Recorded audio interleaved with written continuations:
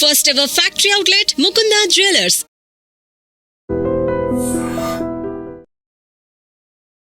మీరు చాలా తక్కువగా రాసి చాలా మంచి పేరు తెచ్చుకున్న రచయిత. చాలా అరుదుగా జరుగుతుంది ఎవరి విషయంలోనైనా. మీకు ఆసక్తి ఏ వయసులో ఎట్లా కలిగింది? 5వ క్లాసులో ఉన్నప్పటి నుంచే నేను పాఠ్యపుస్తకాలతో పాటు చందమామ బాలమిత్రులు లాంటి పత్రికలు చదివేవాడిని. సో ఆ రకంగా నాకు రీడింగ్ మీద, పఠనం మీద బాగా ఆసక్తి ఏర్పడింది.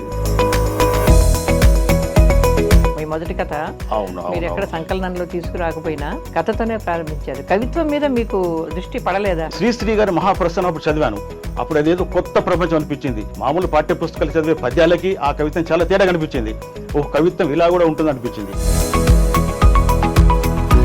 చాలా తక్కువ కథలు రాశారు, 26 కథలే రాశారు. అవును.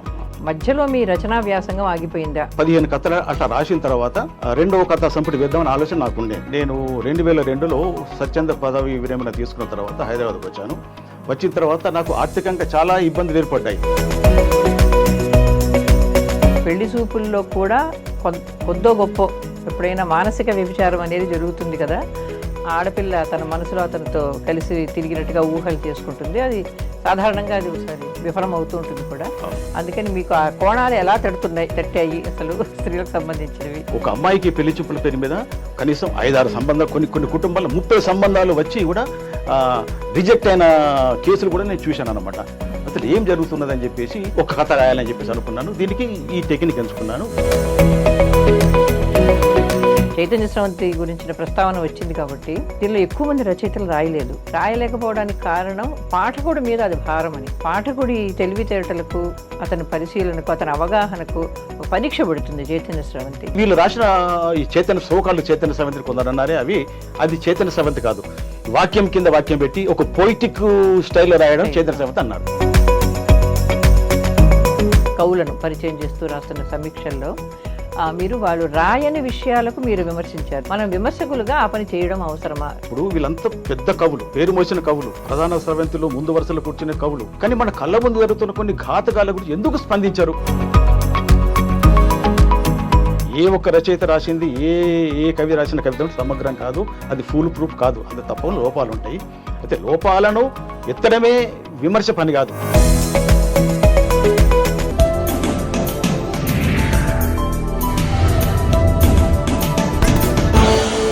అక్షరయాత్ర వీక్షకులకు స్వాగతం.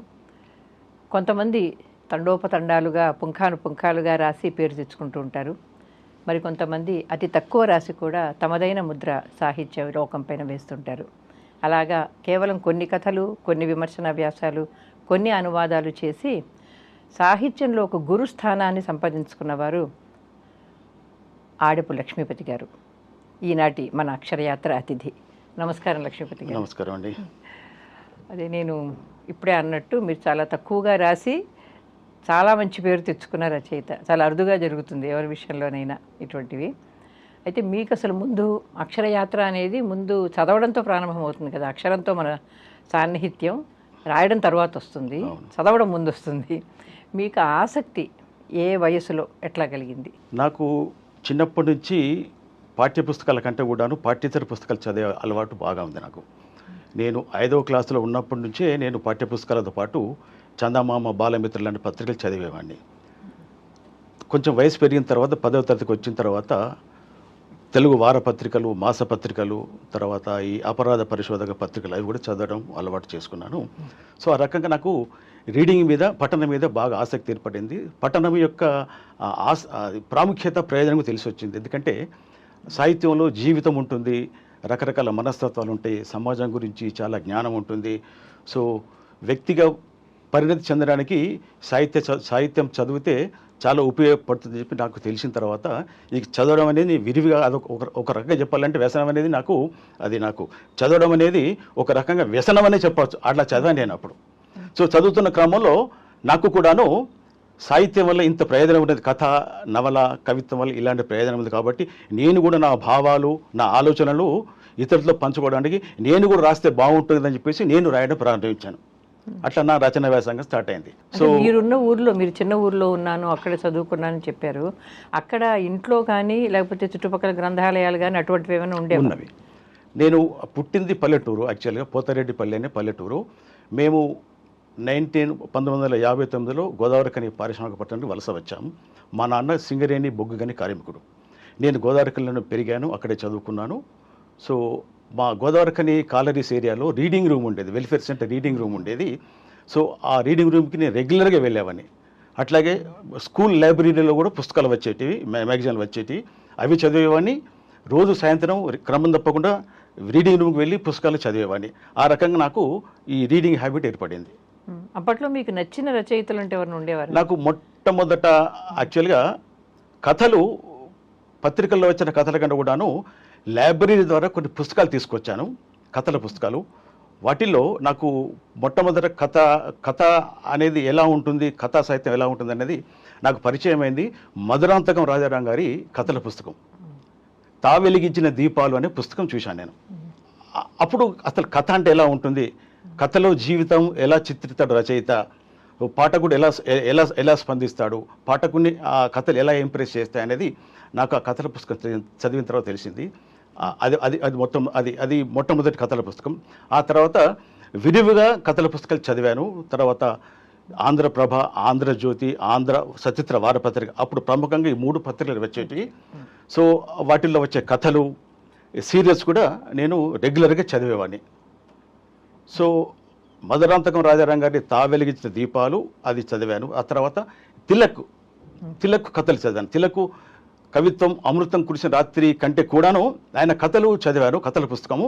ఆ కథలు నన్ను బాగా ప్రభావితం చేశాయి. ఉదాహరణకి ఆ కథల్లో నీడలు అనే కథ, నల్లజల్ల రోడ్డు, తర్వాత దేవుణ్ణి చూసినవాడు, ఇట్లా కొన్ని కథలు ఉన్నాయి. అవి చాలా చిత్రంగా కనిపించాయి నాకు. అంటే మనిషి మనస్తత్వంలోని పొరలను, మానవ సంబంధాలను ఒక రచయిత ఎలా చిత్రిస్తాడు, కథలు ఎలా రాస్తారు, అవి ఎంత గొప్పగా వాళ్ళు ప్రజెంట్ చేస్తారనేది ఆ కథల ద్వారా నాకు తెలిసి వచ్చింది. ఆ తర్వాత రావిశాస్త్రి కథలు పరిచయం అయినాయి. రావిశాస్త్రి కథలు అవి చాలా గొప్ప కథలు. ఎందుకంటే ఆయన మానవ సంబంధాలను ఆర్థిక నేపథ్యం కొనలు విశ్లేషిస్తారు. మానవ సంబంధాలు నిర్దేశించేవి ఆర్థిక సంబంధాలు అని చెప్పారు ఆయన. అది శాస్త్రీయంగా కరెక్ట్ అది. సో నాకు ఎప్పుడైతే కొంచెం మార్క్సిస్టు సాహిత్య పత్రికలు అప్పుడు చదివాను.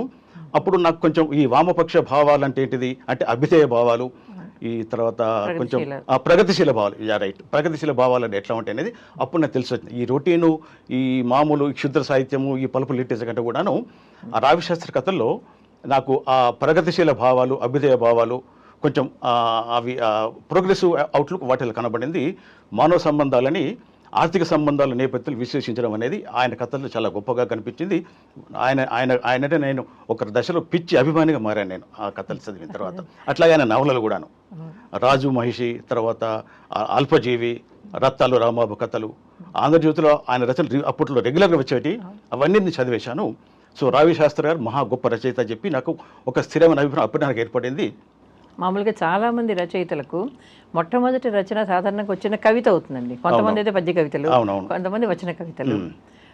మీరు మాత్రం కథతోనే ప్రారంభించినట్టున్నారు మీ రచనా వ్యాసంగం. ఆ కథను వేయకపోయినా, మీ మొదటి కథ మీరు ఎక్కడ సంకలనంలో తీసుకురాకపోయినా కథతోనే ప్రారంభించారు. కవిత్వం మీద మీకు దృష్టి పడలేదా? నేను కవిత్వం యాక్చువల్ నిజం చెప్పాలంటే నేను మొదట కవిత్వమే చదివాను. యాక్చువల్గా కవిత్వం చదివాను. అప్పుడు అంటే ఇతమిద్దంగా ఫలానా వారి కవిత్వం బాగుందని చెప్పలేను. శ్రీశ్రీ గారి మహాప్రస్థానం అప్పుడు చదివాను. అప్పుడు అదేదో కొత్త ప్రపంచం అనిపించింది. మామూలు పాఠ్యపుస్తకాలు చదివే పద్యాలకి ఆ కవిత్వం చాలా తేడా కనిపించింది. ఓ కవిత్వం ఇలా కూడా ఉంటుంది అనిపించింది. ఆ తర్వాత అమృతం కృషి రాత్రి చదివాను. ఆ తర్వాత వారపత్రికల్లో వచ్చే గుంటూరు శేషశర్మ గారి కవిత్వము, జ్వాలాముఖి గారి కవిత్వం, వీళ్ళందరి కవిత్వం చదివాను. పద్య కవిత్వం కంటే వచన కవిత్వం ఇలా ఉంటుందని చెప్పేసి ఆ కవిత్వం మీద కూడా నాకు ఒక ప్రాథమిక అవగాహన ఏర్పడింది. నేను మా స్కూల్ మ్యాగజైన్కి 2 పాటలు రాశాను. గమ్మత్తు, మా హై స్కూల్లో, జిల్లా పరిషత్ హై స్కూల్లో ఉన్నప్పుడు 2 పాటలు రాశాను. అవి స్కూల్ మ్యాగజైన్ అచ్చు వేశారు. తర్వాత మా మేస్టారు నా తెలుగులోను ఇంగ్లీష్లోను నేను మార్కులు బాగా వచ్చేటి నాకు. బాబు నువ్వు ఏదో పాట రాస్తే మన స్కూల్ డే నాడు వేసే నాటికలో పెడదాం బాబు అంటే నేను దాన్ని కూడా 2 పాటలు రాశాను. ఇక అంతే. ఆ తర్వాత మళ్ళీ నేను కవిత్వం జోలికి పోలేదు. ఆ తర్వాత కాలంలో మళ్ళీ 4 కవితలు రాశాను. అది వేరే సంగతి అనుకోండి. కవిత్వం కంటే కూడా నాకు ఫిక్షన్ మీదనే నాకు ఆసక్తి ఎక్కువ. సో అందుకని నేను 72లో ఆదర్శం అనే కథ రాసిన మొట్టమొదటి ఆదర్శం. ఆ కథ 30 జూను 1972 ప్రగతి సచిత్ర వారపత్రిక వచ్చయింది. సో అప్పుడు అదొక థ్రిల్లింగ్ ఎక్స్పీరియన్స్ అనమాట. ఆ కథ వచ్చిన తర్వాత మా మేస్టార్లు, మా ఫ్రెండ్స్ అందరూ చాలామంది నన్ను అభినందించారు. చాలా బాగున్నది కథ, నువ్వు ఇప్పుడే కథలు రాస్తున్నావా? అప్పుడు నేను 10వ తరగతి ఎగ్జామ్స్ రాసి సెలవులో ఉన్నప్పుడు ఇంట్లో కూర్చొని రాశాను, పంపించారు. అప్పుడు అది ఎలా పోస్ట్ చేయాలో నాకు తెలియదు. యాక్చువల్గా పోస్ట్ ఆఫీస్కి వెళ్తే ఆ పోస్ట్ మ్యాన్ ఇలా పంపించు బాబు అని చెప్తే నేను కవర్ కొనుక్కొని దాన్ని వెయిట్ చూసి స్టాంపులు అతికించి నేను విజయవాడ అడ్రస్కు ప్రగతి వారపత్రిక పంపించాను. సో నేను మర్చిపోయాను. మళ్ళీ నేను 10th క్లాస్ అయిన తర్వాత మళ్ళీ కాలేజ్ రీఓపెన్, మళ్ళీ జూనియర్ కాలేజ్లో జాయిన్ అయినప్పుడు, ఫస్ట్ ఇయర్లో జాయిన్ అయినప్పుడు జూలై మొదటి వారంలో నోటీస్ బోర్డు మీద అది కనబడింది. మా ఆ స్కూలు కాలేజు స్టాఫ్లో ఒక ఆయనే అది చూసి, అరే బాబు ఇది నీ పేరు మీద ఉన్నది పత్రిక, ఏదో చూడని చూశాను. అది కాంప్లిమెంటరీ కాపీ. ప్రగతి వారపత్రిక వాళ్ళు నా కథ వచ్చినందుకు కాంప్లిమెంటరీ కాపీ పంపారు అనమాట. సో అలా అది ఒక థ్రిల్లింగ్ ఎక్స్పీరియన్సు. ఆ రకంగా నేను కథలు రాయగలను అనే నమ్మకం నాకు వచ్చింది. నేను ఆ చిన్న వయసులోనే కథలు రాశానని చెప్పేసి చాలామందికి తెలిసింది.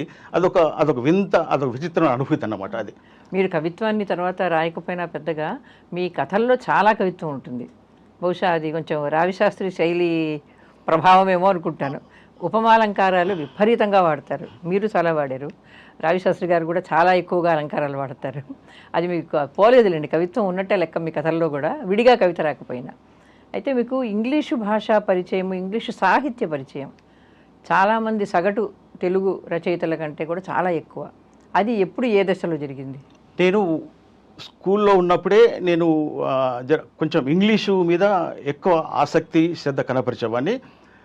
గ్రామర్ క్లాసులో నాది ఫస్ట్ మార్క్. యాక్చువల్గా మా మేస్టర్ నేను మెచ్చుకునేవాడు, నీ ఇంగ్లీష్ బాగుంటుంది బాబు, నువ్వు చక్కగా ముందు నువ్వు ఈ ఇంగ్లీష్ లిటరేచర్ చేస్తావు కావచ్చు అని అనేవారు. సో ఆఫ్కోర్స్ నాకు అంత భాగ్యం కలగలేదు. నేను డిగ్రీ కూడా పూర్తి చేయలేని దశలోనే నా చదువు ఆగిపోయింది యాక్చువల్గా. అయితే ఇంగ్లీష్ సాహిత్యంతో, ఇంగ్లీష్ భాషతోటి నాకు సంపర్కం ఎప్పుడు జరిగిందంటే, నేను ఇంటర్మీడియట్ ఫస్ట్ ఇయర్ అయిన తర్వాత 1972 జూలైలో మాకు the Fertilizer Corporation of India Limited వాళ్ళ ఆ సంస్థలోకి నాకు ట్రైనీగా పిలుపు వచ్చింది. దానికి ఎంట్రన్స్ రాశాము, నేను సెలెక్ట్ అయ్యాను. సో ఆ ట్రైనింగ్లో జాయిన్ అయ్యాను. 1972 జూలై 17th నాడు జాయిన్ అయ్యాను. ఆ తర్వాత ఆ 3.5 ఏళ్ళ ట్రైనింగ్ లోపల మొత్తం ఇంగ్లీషే, మాధ్యమం టీచింగ్ మీడియా స్ట్రిక్ట్లీ ఇంగ్లీష్. ఇన్స్ట్రక్టర్లు అందరూ కూడాను నార్త్ ఇండియా వాళ్ళు, తమిళియన్స్ వాళ్ళు, కొందరు తెలుగు వాళ్ళు ఉండేవాళ్ళు. స్ట్రిక్ట్లీ టీచింగ్ మీడియా ఇంగ్లీష్ అనమాట. సో ఆ రకంగా మాకప్పుడు physics, chemistry, engineering drawing, workshop technology అవన్నీ నేర్పించారు అనమాట. సో ఆ రకంగా ఆ ఇంగ్లీషు పట్ల నాకు కొంచెం లోతైన అవగాహన ఏర్పడింది. సో మొదటి నుంచి నాకు ఇంగ్లీష్ మీద ఆసక్తి ఉంది కాబట్టి నేను ఈజీగా వాటిని అర్థం చేసుకోగలిగాను. ఆ రకంగా ఇంగ్లీషు నాకు అలవాటైంది. తర్వాత ట్రైనింగ్ చేసేటప్పుడు నేను సింద్రిలో 2 ఏళ్ళు ఉన్నాను. సింద్రి అంటే జార్ఖండ్. అక్కడ 2 ఏళ్ళు ఉన్నాను. అక్కడ చాలా పెద్ద లైబ్రరీ ఉండేది. ఆ తర్వాత బాంబేలో అక్కడ కూడా పెద్ద లైబ్రరీ ఉండేది. 3.5 ఏళ్ళ ట్రైనింగ్లో నేను జార్ఖండ్, మహారాష్ట్ర, బాంబే, దుర్గాపూర్ ఈ 3 ప్రాంతాలు తిరిగాను. అక్కడ టెక్నికల్ ట్రైనింగ్ చేస్తూనే అటు ట్రైనింగ్ పుస్తకాలతో పాటు తీరిక సమయాల్లో నేను లైబ్రరీకి వెళ్ళేవాడిని. వెళ్ళినప్పుడు అక్కడ నాకు అది చాలా రకాల పుస్తకాలు, పత్రికలు కనబడేటి. స్పాన్, ఇంప్రింట్, రీడర్స్ డైజెస్ట్, తర్వాత times of India, the statesmen, అలాంటి పత్రికలన్నీ కనబడేటి. తర్వాత బోల్డ్ అన్ని నవలలు, వార్ అండ్ పీస్, డాక్టర్ జివాగో, తర్వాత ట్రైన్ టు పాకిస్తాన్, ఇవన్నీ కనిపించినాయి అన్నమాట. అవన్నీ నేను చదివే ప్రయత్నం చేశాను. అంటే అవి అప్పుడే ఆ దశలోనే చదివి అర్థం చేసుకున్నాను అని చెప్పలేను, కానీ చాలా ఇంట్రెస్టింగ్ అనిపించేది, చదివే ప్రయత్నం చేశాను. తర్వాత మ్యాగజైన్స్ ద్వారా ఇప్పుడు నేను చెప్పిన ఇంప్రింట్, రీడర్స్ డైజెస్ట్, ఈ మ్యాగజైన్ల ద్వారా ఇంగ్లీష్ పరిజ్ఞానం పెంచుకున్నాను. ఆ రకంగా ఇంగ్లీష్ సాహిత్యం నాకు దొరికినంత మేరకు, లభ్యమైనంత మేరకు ఇంగ్లీష్ సాహిత్యం బాగా చదివాను నేను. అట్లా నాకు ఇంగ్లీషు భాష మీద కొంచెం పట్టు చెప్పలేను, కానీ కొంచెం సాధారణ స్థాయి కంటే కొంచెం ఎక్కువనే. అంటే తెలుగు రచయితల్లో ఇంగ్లీష్ సాహిత్యం పట్ల పరిచయం ఉన్న కొద్ది మందిలో నన్ను ఒకరుగా సదాశివరావు గారు అన్నారు. ఆయనకు నేనంటే చాలా అభిమానం. తెలుగులో ఎవరు ఇంగ్లీషు ఇంత విస్తారంగా తెలుగులో రాసేవాళ్ళు ఇంగ్లీష్ సాహిత్యం పట్ల చాలా వెనుకబడి ఉన్నారా. నువ్వు మాత్రం రెండు భాషల మీద నువ్వు కొంచెం అవగాహన ఉన్నది, ఐ లైక్ యూ అని చెప్పేసి ఆయన నన్ను అభిమానించేవారు. తరచుగా ఆయన పుస్తకాలకు పంపేవారు. అందులోనూ ముఖ్యంగా మీరు ఈ అధ్యాపక వృత్తిలోనో లేకపోతే సాహిత్య విద్యార్థి కాదు మీరు. కాదు, ఇప్పుడు తెలుగు వాళ్ళైనా కూడా ప్రొఫెసర్లు అనుకోండి, సాహిత్యంలో ప్రొఫెసర్లు అయితే చదువుతారు వేరే సాహిత్యం. మీది ఆ రంగమే కాదు, మీ ఉద్యోగం అది కాదు. అయినా కూడా చదివారంటే కేవలం మీ ఆసక్తి మాత్రమే, మీ అభిరుచి వల్ల అలా చదవగలిగారు. ఇక మీ కథల దగ్గరకు వస్తే మీరు 2 కథా సంపుటాలకు మధ్య చాలా ఏళ్ల వారం ఉంది. 2 కథా సంపుటాలు వేశారు. ఇన్ని కథలు చదివారు, ఇన్ని కథలు రాసుండొచ్చు మీరు కూడా. అన్ని కథలు రాజారాం గారు, రావిశాస్త్రి గారు రాసినన్నైనా కానీ మీరు చాలా తక్కువ కథలు రాశారు, 26 కథలే రాశారు. కాబట్టి ఈ 4 దృశ్యాలకు తర్వాత ఈ సంకలనానికి మధ్య చాలా వార కూడా ఉంది. అంటే అలా మధ్యలో మీ రచనా వ్యాసంగం ఆగిపోయిందా? అసలు కథల్లోకి వెళ్లే ముందు ఈ ప్రశ్న అడుగుతున్నాను. రచనా వ్యాసంగం ఆపేశారా మధ్యలో? అవును, చాలా గ్యాప్ వచ్చింది. 97లో 4 దృశ్యాలు వేసిన తర్వాత నేను మొత్తం టోటల్గా 26 కథలు మాత్రం రాశాను. 17 కథలతోటి 4 దృశ్యాలు సంకలనం వేశాను 1997లో. ఆ తర్వాత మళ్ళీ మొన్న నేను ఇంకో సబ్జెక్ట్ వేశాను. సో గ్యాప్ బాగా వచ్చింది. నేను రాసిన కథలు తక్కువనే. అప్పుడు 17 కథలతోటి ఆ సంపుటి వేశాను. ఆ తర్వాత ఇంకొక 10 కథలేమో రాశాను. అంత కలిపి ఈ 26 కథలు అవుతాయి. సో నాకు అంటే ఈ కథలు సంఖ్యాపరంగా ఒక 15 కథలు అట్లా రాసిన తర్వాత రెండవ కథ సంపుటి వేద్దామని ఆలోచన నాకుండే. కానీ నేను ఎక్కువ కథలు రాయలేకపోయాను. ఉద్యోగం పోయిన తర్వాత నేను 2002లో స్వచ్ఛంద పదవి విరమణ తీసుకున్న తర్వాత హైదరాబాద్కి వచ్చాను. వచ్చిన తర్వాత నాకు ఆర్థికంగా చాలా ఇబ్బందులు ఏర్పడ్డాయి. మాకు పెన్షన్ తక్కువ, ఈపీఎస్ 95 పెన్షన్ చాలా తక్కువ. ఎక్స్గ్రేషియా ద్వారా వచ్చిన డబ్బుతోటి ఇల్లు కట్టేశాను. సో జేబులో పైసా లేదు, చేతిలో పైసా లేదు. ఎట్లా అని చెప్పేసి చిన్న ఉద్యోగాలు ప్రయత్నించాను. అవి మానేసి ఈ అనువాదాలు ఎంచుకున్నాను. వాటి వల్ల కొంచెం ఆదాయం వచ్చింది. ఆ తర్వాత అప్పుడు నేను ఇక కథలు రాసే వ్యవధి లేదు, నాకు ఆలోచన రాలేదు. 4 దృశ్యాలు వేసిన తర్వాత మళ్ళీ కొన్ని కథలు మాత్రం రాశాను. 4 దృశ్యాల సంపుట్లోని కొన్ని కథలు, ఈ కొత్తగా రాసిన కథలు 7 కథలు, అవి 6, 7 కలిపి ఈ త్రిభుజపు 4వ కోణం అనే సంపుటి వేద్దాం అనుకున్న తరుణంలో వాళ్ళు అన్ని విషయాలు వెళ్ళి అడిగారు. మేము వేస్తామండి, పర్మిషన్ ఇవ్వండి అంటే ఇచ్చాను. వాళ్ళు వేశారు. అట్లా నేను రాసినవి తక్కువనే, వాస్తవమే. అయితే ఎందుకు తక్కువ అనంటే ఒక థీమ్ గురించి నేను ఒక థీమ్ నా మనసులో తట్టిన తర్వాత దాన్ని కథగా ఎలా మలిచాలి, ఏ శిల్పంలో దాన్ని మోల్డ్ చేయాలి, ఎత్తుగడ ఎలా ఉండాలి, ముగింపు ఎలా ఉండాలి అనే దాని గురించి నేను కొంచెం ఎక్కువగా ఆలోచిస్తాను. తెలుస్తుంది అది. ఆ క్రమంలో అది అలసత్వం అనండి, అది సోమర్తనం కావచ్చు, ఏదైనా కావచ్చు. కానీ సో ఆ రకంగా ఒక కథ రాయడానికి నాకు 3 నెలలు పడుతుంది ఒక్కొక్కసారి. సో ఆ రకంగా సో కథలు నేను రాసిన కథల సంఖ్య తక్కువ, అది కారణం. ఈ అనువాదం చేశారు కదా, అంటే అవి వృత్తిరీత్యా చేసిన అనువాదాల, మీరు చేసిన అనువాదాలకు అయోజన లాంటి వాటికి పనిచేశారు మీరు? అవును. అయితే అది వృత్తిరీత్యా చేసినవేనా లేకపోతే మీ అభిరుచికి తగ్గట్టుగా అవి చేశారా? వాస్తవానికి నేను 17 కథలతోటి 4 దృశ్యాల సంపుటి వేద్దామనుకున్న కాలం, ఆ సమయంలో 97, 96, 94లో అప్పుడు నేను చాలా పత్రికలు చదువుతున్నాను. ఇంగ్లీష్ సాహిత్యం, ఇంగ్లీష్ కథలు చదువుతున్నాను. చదువుతున్న క్రమంలో నాకు 2-3 కథలు బాగా నచ్చాయి. ఇంగ్లీష్లో అమెరికన్ రైటర్ ఆంబ్రోస్ బియర్స్ రాసిన కూడీ గ్రేస్ అనే కథ ఒకటి ఉంది. అది నేను Oxford anthology of short stories చూశాను. అది బాగా నచ్చింది. ఆ తర్వాత టాడ్యూస్ బోరోవ్స్కీ అనే పోలాండ్ రచయిత, అతను నాజీ క్యాంపుల్లో 4 ఏళ్ళు మగ్గి బయటకు వచ్చి this way for gas ladies and gentlemen కథల పుస్తకం వేస్తాడు. అందులో సప్పర్ అనే కథ ఒకటి చదివాను నేను ఒక వాల్యూమ్లో. ఆ తర్వాత ఇంకా 2 కథలు చదివిన తర్వాత అవి ఎందుకో నాకు థీమేటికల్లీ బాగా నచ్చినాయి. ఈ కథలు తెలుగు పాఠకులు పరిచయం చేస్తే బాగుండు అని చెప్పేసి నాకు అనిపించేసి మరి నేను తెలుగు చేయగలనా ఈ కథలని అనిపించి ప్రయత్నం చేస్తాను అని చెప్పేసి ప్రయత్నించాను. ఆ కథలు బాగా వచ్చినవి. అది ఆ కథల్లో ఒకటి ఆహ్వానంలో వచ్చింది. ఆ తర్వాత ఇంకొకటి శశిశ్రీ గారి పత్రిక ఒకటి ఉంది, అందులో వచ్చింది. అంటే నేను ఆ తర్వాత మళ్ళీ ఇంకా 2-3 కథలు చేశాను అనుకోండి అనువాదం. సో అనువాదం పట్ల అప్పుడు నాకు ఆసక్తి కలిగి అనువాదం చేశాను. తర్వాత ఇక్కడికి వచ్చిన తర్వాత నేను ఇక అంటే ఏ రిసోర్స్ లేని స్థితిలో, ఏ ఆర్థిక ఆదాయం లేని స్థితిలో ఎన్బిటి వాళ్ళకి ఫస్ట్ అనువాదం చేశాను. పత్తిపాక మోహన్ అడిగారు, సార్ మీరు మీరు మీరు 2 భాషల్లో మీకు పట్టుందని తెలుస్తున్నది, మీరు అనువాద రంగంలో ఎందుకు రాకూడదు, ఎన్బిటి ద్వారా మీకు అవకాశం ఇస్తానంటే అట్లా అనువాదం ఎన్బిటి వల్ల 4 పుస్తకాలు చేశాను, పిల్లల పుస్తకాలు. బేగం గులాబో, ఎర్రబెల్లులని, క్రొయేషియా జానపద కథలని, నేటివ్ అమెరికన్స్ కథలని, జపానీస్ ఫోక్ టేల్స్ అని 4 పుస్తకాలు అనువాదం చేశాను. ఆ తర్వాత విశాలాంధ్ర వాళ్ళు ఒక ఢిల్లీ ఏజెంట్ ద్వారా నాకు పరిచయం చేశారు. పరిచయం చేసి వాళ్ళు కొర్రపాటి రఘు గారి 108 పెరల్స్ ఆఫ్ విజ్డమ్ అనే బుక్, పర్సనల్ డెవలప్మెంట్ బుక్, ఇది మీరు అనువాదం చేస్తారా, మీ పేరు మాకు ఎవరు చెప్పారండి అని అంటే చూశాను, చేస్తానని చెప్పాను. నేను ఇంత మనీ నాకు ఇస్తారా అని చెప్పి నేను అది చెప్పాను. వాళ్ళు ఓకే అన్నారు. ఆ పుస్తకం అనువాదం చేశాను.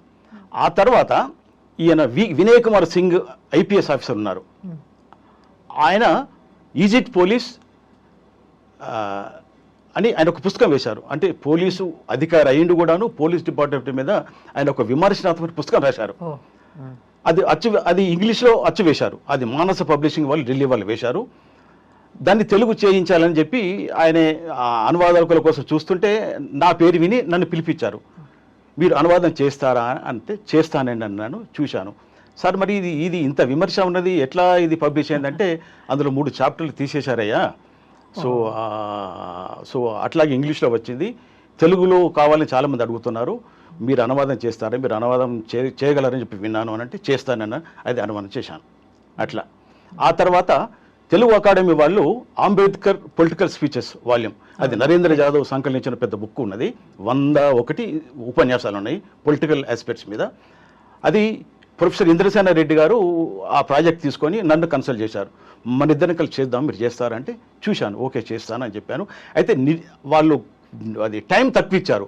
నేనంటే కనీసం 3 నెలలు పడుతుందండి, మనం అనువాదం చేయాలి, టైప్ చేయించాలి, దాన్ని ఎడిటింగ్ చేయించాలి, ఆ భాష సంస్కరణ ఇవన్నీ చూడాలి, ఓ పెద్దవాళ్ళకి చూపెట్టాలి. ఎందుకంటే చాలా విలువైన పుస్తకం కదా, చాలా గొప్ప పుస్తకం కదా, అనువాదంలో తప్పులు ఉంటే చాలా సమస్యలు వస్తాయి, టైం తీసుకుంటుందంటే అది కొంచెం వేగిరపాటు, కొంత టైం తక్కువ ఉండడం వల్ల నేను 50 ఉపన్యాసాలు అనువాదం చేశాను. మరో 50 ఉపన్యాసాలు మరో 3 చేశారు. మొత్తం 4 ఆ సంకలనం వచ్చింది. అది ఆ పుస్తకం వచ్చింది. డాక్టర్ బిఆర్ అంబేద్కర్ ప్రసంగాలు, రాజకీయ అంశాలని బుక్ వచ్చింది. అది వాళ్ళ లైబ్రరీలో ఉంది, అది బుక్ స్టాల్స్లో కూడా ఉంది. అట్లా ఇది 3వ పుస్తకం, మేజర్ బుక్. ఆ తర్వాత ఈ నేషనల్ వీళ్ళకి పొల్యూషన్ కంట్రోల్ బోర్డు వాళ్ళకి కూడా చేశాను. ఆ తర్వాత ఎలక్షన్ కమిషన్ వాళ్ళ మాన్యువల్స్, ఫోర్స్ మల్టీప్లేయర్స్ అని ఓ పెద్ద వాల్యూమ్ ఉన్నది. అంటే ఎలక్షన్ ఎట్లా కండక్ట్ చేయాలి, ఎలక్షన్ ఆఫీసర్ డ్యూటీ అని చెప్పేసి అది చాలా కాన్ఫిడెన్షియల్ మ్యాటరు. ఫోర్స్ మల్టీప్లేయర్స్ అని ఓ వాల్యూమ్ పంపారు, అది నేను అనువాదం చేశాను. పీసీబీ వాళ్ళ వాల్యూమ్ చేశాను. తర్వాత ఇట్లా చాలా అనువాదాలు చేశాను. ఆ తర్వాత ఈ ర్యాండమ్గా వీళ్ళు పంపేది కాకుండా రెగ్యులర్గా అనువాదం చేసే ఒక ఉపాధి దొరికితే బాగుందని చెప్పేసి అనుకున్న తరుణంలో వీళ్ళు యోజన వాళ్ళు ఒక యాడ్ ఇచ్చారు, అనువాదకులు కావాలని చెప్పి. నేను వెళ్ళాను. వెళితే గమ్మత్ ఏంటంటే వాళ్ళు ఇంటర్వ్యూ పెట్టారు. ఇంటర్వ్యూ పెట్టి మీ అర్హత ఏంటిది, మీరు ఏం చదువుకున్నారు, మీరు ట్రాన్స్లేషన్స్లో మీరు ఏమైనా డిగ్రీ చేశారంటే నేను చెప్పాను, నేను చేయలేదు. I'm not even a degree holder, I'm a dropout from intermediate. ఆ తర్వాత నేను టెక్నికల్ ట్రైనింగ్లో 3 నెలలు చేశాను. నాదంతా technical education. So by virtue of my interest నేను ఈ ఇంగ్లీష్ సాహిత్యం బాగా చదువుకున్నాను. భాష మీద నాకు ఒక అవగాహన ఉన్నది. ఇంగ్లీష్లో ఎలాంటి సబ్జెక్ట్ అయినా, ఎలాంటి డిక్షన్ అయినా నేను తెలుగు చేయగలను నమ్మకం నాకున్నది. దానికి ఇవి ఉదాహరణలు అని చెప్పేసి నా పుస్తకాలు తీసుకెళ్ళి చెప్పాను వాళ్ళకు. అంబేద్కర్ ప్రసంగాల అనువాదము, వికే సింగ్ గారి పుస్తకము, ఇవన్నీ నేను వాళ్ళకి ఇచ్చాను. ఇచ్చిన తర్వాత ఇక వాళ్ళకి నన్ను ఏం అడగాలో తోచలే వాళ్ళకి, ఇక మీరు జాయిన్ అయిపోయింది అని అన్నారు. అంటే జాయినింగ్ అంటే ఇక మిమ్మల్ని ప్యానెల్లో పెట్టేస్తున్నామండి, మీకు ఎవ్రీ మంత్ 2 ఆర్టికల్స్ పంపిస్తాము, పర్ వర్డ్ ఇంత అని వాళ్ళ తారీఫ్ ఉంది, ఆ ట్రాన్స్లేషన్ రేటు, ఆ ప్రకారం ఇస్తానన్నారు. ఓకే అన్నాను. సో ఆ రకంగా నేను రెగ్యులర్గా ఆ ప్యానెల్లో అనువాదకునికి చేరిపోయాను. అది అనువాదం చేస్తున్నాను. అది ఇప్పటికీ నడుస్తున్నది, యోజనకి ఇప్పటికీ నడుస్తున్నది. అట్లా. మీ కథల దగ్గరికి వస్తే, మీ కథల్లో ముందు స్త్రీలకు సంబంధించిన కథల గురించి మనం మాట్లాడుకుందాం. మీరు అందరూ చెప్పే విషయాలు కంటే కూడా కొంచెం భిన్నంగా చెప్పారు. ముఖ్యంగా పెళ్లి చూపులకు సంబంధించి మీరు వ్యభిచారం అన్న ఒక కథలో రాస్తున్నప్పుడు పెళ్లి చూపుల్లో కూడా కొద్దో గొప్ప ఎప్పుడైనా మానసిక వ్యభిచారం అనేది జరుగుతుంది కదా. ఆ ఆడపిల్ల తన మనసులో అతనితో కలిసి తిరిగినట్టుగా ఊహలు చేసుకుంటుంది. అది సాధారణంగా అది ఒకసారి విఫలం అవుతూ ఉంటుంది కూడా. ఆ క్షణంలో అమ్మాయి చేసిన దాన్ని మానసిక వ్యభిచారం అని మనం భావించవచ్చు కదా. అలాంటప్పుడు ఒక కాల్ గర్ల్ ఒక స్నేహితురాలుగా ఉంటే ఆ అమ్మాయి మీద అంటే ప్యారలల్గా చూపిస్తారు కదా సమాంతరంగా. అంటే ఇటువంటి కోణం నుంచి పెళ్లి చూపులు చూడడం అనేది మొదటిసారి తెలుగు సాహిత్యంలో. స్త్రీవాదులు కూడా రాయలేదు ఆ కోణం నుంచి. అందుకని మీకు ఆ కోణాలు ఎలా తట్టాయి అసలు స్త్రీలకు సంబంధించినవి? ఈ మంచి ప్రశ్న. ఇదేంటంటే యాక్చువల్గా కొన్ని పెళ్లి చూపులు చూశాను. మా బంధువర్గాల్లో అమ్మాయిలకు పెళ్లి చూపులు చూశాను. తర్వాత కొన్ని ఇళ్లలో వయసు మీరిపోయి పెళ్ళి కాకుండా ఉన్న అమ్మాయిలను చూశాను.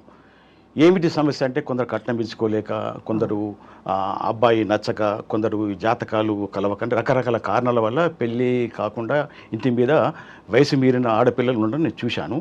చూసిన తర్వాత అప్పుడు నాకు అనిపించింది, అప్పుడు అసలు ఏమిటి ఈ పెళ్లి చూపుల తంత అనేది. యాక్చువల్గా ఇప్పుడు ఒక అమ్మాయికి పెళ్లి చూపుల పేరు మీద కనీసం 5-6 సంబంధాలు, కొన్ని కుటుంబాల్లో 30 సంబంధాలు వచ్చి కూడా రిజెక్ట్ అయిన కేసులు కూడా నేను చూశాను అనమాట. అసలు ఏం జరుగుతున్నదని చెప్పేసి నేను కొందరు ఆడపిల్లల్ని అడిగాను. తర్వాత కొన్ని సైకాలజీ లాంటివి కూడా చూశాను. తర్వాత మన ఆచారాలు ఇవన్నీ చూసిన తర్వాత నాకు అనిపించింది నిజంగా ఇప్పుడు ఒక ఏజ్ లోపల అది స్త్రీ పురుషుల మధ్య ఆకర్షణ సహజం అది. సో ఈ పెళ్లి చూపుల పేరు మీద అమ్మాయిని అబ్బాయిలకు చూపిస్తారు. అబ్బాయి గురించి అమ్మాయి ఎన్నో ఊహలు, ఎన్నో ఆలోచనలు, ఎన్నో కలలు, డ్రీమ్స్ కూడా ఉంటాయి. సో అవన్నీ యాక్చువల్గా ఓ రకంగా అది క్షణికమే. ఇప్పుడు ఒక అబ్బాయి రాగానే చూసి వెళ్తాడు, ఈ అబ్బాయి బాగున్నాడు, మంచి ఉద్యోగము, ఈ అబ్బాయి తనకి పెనిమిటి అయితే బాగుంటుందని చెప్పి అమ్మాయి కలలు కంటుంది. కానీ అది సక్సెస్ అయితే సంతోషమే, కాకపోతే మాత్రం ఆ అమ్మాయి కొంచెం ఆశాభంగమే. సో ఆ అమ్మాయిల సైకాలజీ ఎలా ఉంటుంది అని చెప్పేసి నాకు అనిపించింది. కాబట్టి పురుషుల గురించి ఆడవాళ్ళు, టీనేజ్లో ఉన్న అమ్మాయిలు ఎలా అనుకుంటారని చెప్పి అది నా ఊహే. యాక్చువల్గా అది నా ఊహే. కాబట్టి కొంచెం ఊహించి నేను రాశాను. అయితే నేను ఆ వ్యభిచారం అనే పేరు అనేది నాకు యాక్చువల్గా అది ఎందుకో అది నాకు నచ్చలేదు. కానీ ఆ స్టోరీకి అది ఊహించను. నేను నిజానికి శీర్షిక చూస్తే కథ ఇలా ఉంటుందని అనుకోము. నిజానికి మీరు చెప్పింది కరెక్ట్. ఆ కథకు ఆ పేరు సూట్ అయిందా లేదా అనే అనుమానం వస్తుంది. అది ఎందుకో నాకు పెట్టిన తర్వాత నాకు అనిపించింది అది కరెక్ట్ కాదే అనిపించింది. ఆ తర్వాత కొన్ని ఎపిసోడ్స్ మన గర్ల్ సైకాలజీ ఎలా ఉంటుంది అనేది కూడాను నేను అప్పట్లో కొన్ని ఇంగ్లీష్ మ్యాగజైన్స్ ఫెమినా, ఉమెన్స్ ఎరా, తర్వాత అప్పుడు ఇంకోటి వచ్చేది పాతతోటి ఈవ్స్ వీక్లీ, అవి కూడా చూసామని రెగ్యులర్ మా లైబ్రరీకి వచ్చి అవి కూడా చూసామని. సో పెళ్లి చూపుల గురించి ఈ కౌన్సిలర్స్, ఈ లాయర్స్, ఈ మన సాంప్రదాయాలు ఎట్లా ఉంటాయి, ఒక రకంగా అమ్మాయిలను అది పీడించేటట్టుగా అణిచివేసేటట్టుగా ఉన్నాయని చెప్పేసి అవి కొన్ని మంచిగా ఆర్టికల్స్ ఉన్నాయి. తర్వాత కొందరు ఫెమినిస్టులు అనబడే జర్నలిస్టులు రాసిన ఆర్టికల్స్ చదివాను. అసలు ఈ నేటి తరం యువతుల్లో తల్లిదండ్రులు ఎలాంటి ధైర్యం నూరిపోయాలి, ఎలాంటి మంచి మాటలు చెప్పాలి. ఎంతసేపు సాంప్రదాయబద్ధంగా పెళ్లి నీటికి వచ్చింది, పెళ్లి చేయాలి, మేము నచ్చిన వాడిని మేము సెలెక్ట్ చేస్తామని నువ్వు పెళ్లి చేసుకోవాలని చెప్పడం కరెక్ట్ కాదు, పిల్లల్ని చదివించాలి అని చెప్పేసి మంచి ప్రోగ్రెసివ్ ఐడియాలతో ఉన్న వ్యాసాలు అందరూ వచ్చింది. అవి కూడా చదివిన తర్వాత ఆ భావనలు, తర్వాత నాకున్న ఆలోచనలు, ఊహ ఇవన్నీ మేళవించి ఆ కథ రాసి చివరికి అమ్మాయి ధైర్యంగా ఆ పెళ్లి చూపుల తందును ధిక్కరిస్తూ నేను చేసుకుంటానా లేదా అనేది నా ఇష్టము, ఇక మీరు నా గురించి మర్చిపోండి చెప్పి తల్లిదండ్రులకు రకంగా చెప్పడంతో ఆ కథ ముగించాను. అట్లా వచ్చింది అనమాట. మంచి కథ. ఇంకో 2 కథల్లో మీరు స్త్రీల వల్ల పురుషులు కొంత మారినట్టుగా చూపించారు. అది కొంచెం ఆశ్చర్యకరమైంది కానీ మంచి కోణం నిజానికి. అంటే పాజిటివ్గా ముగించడం.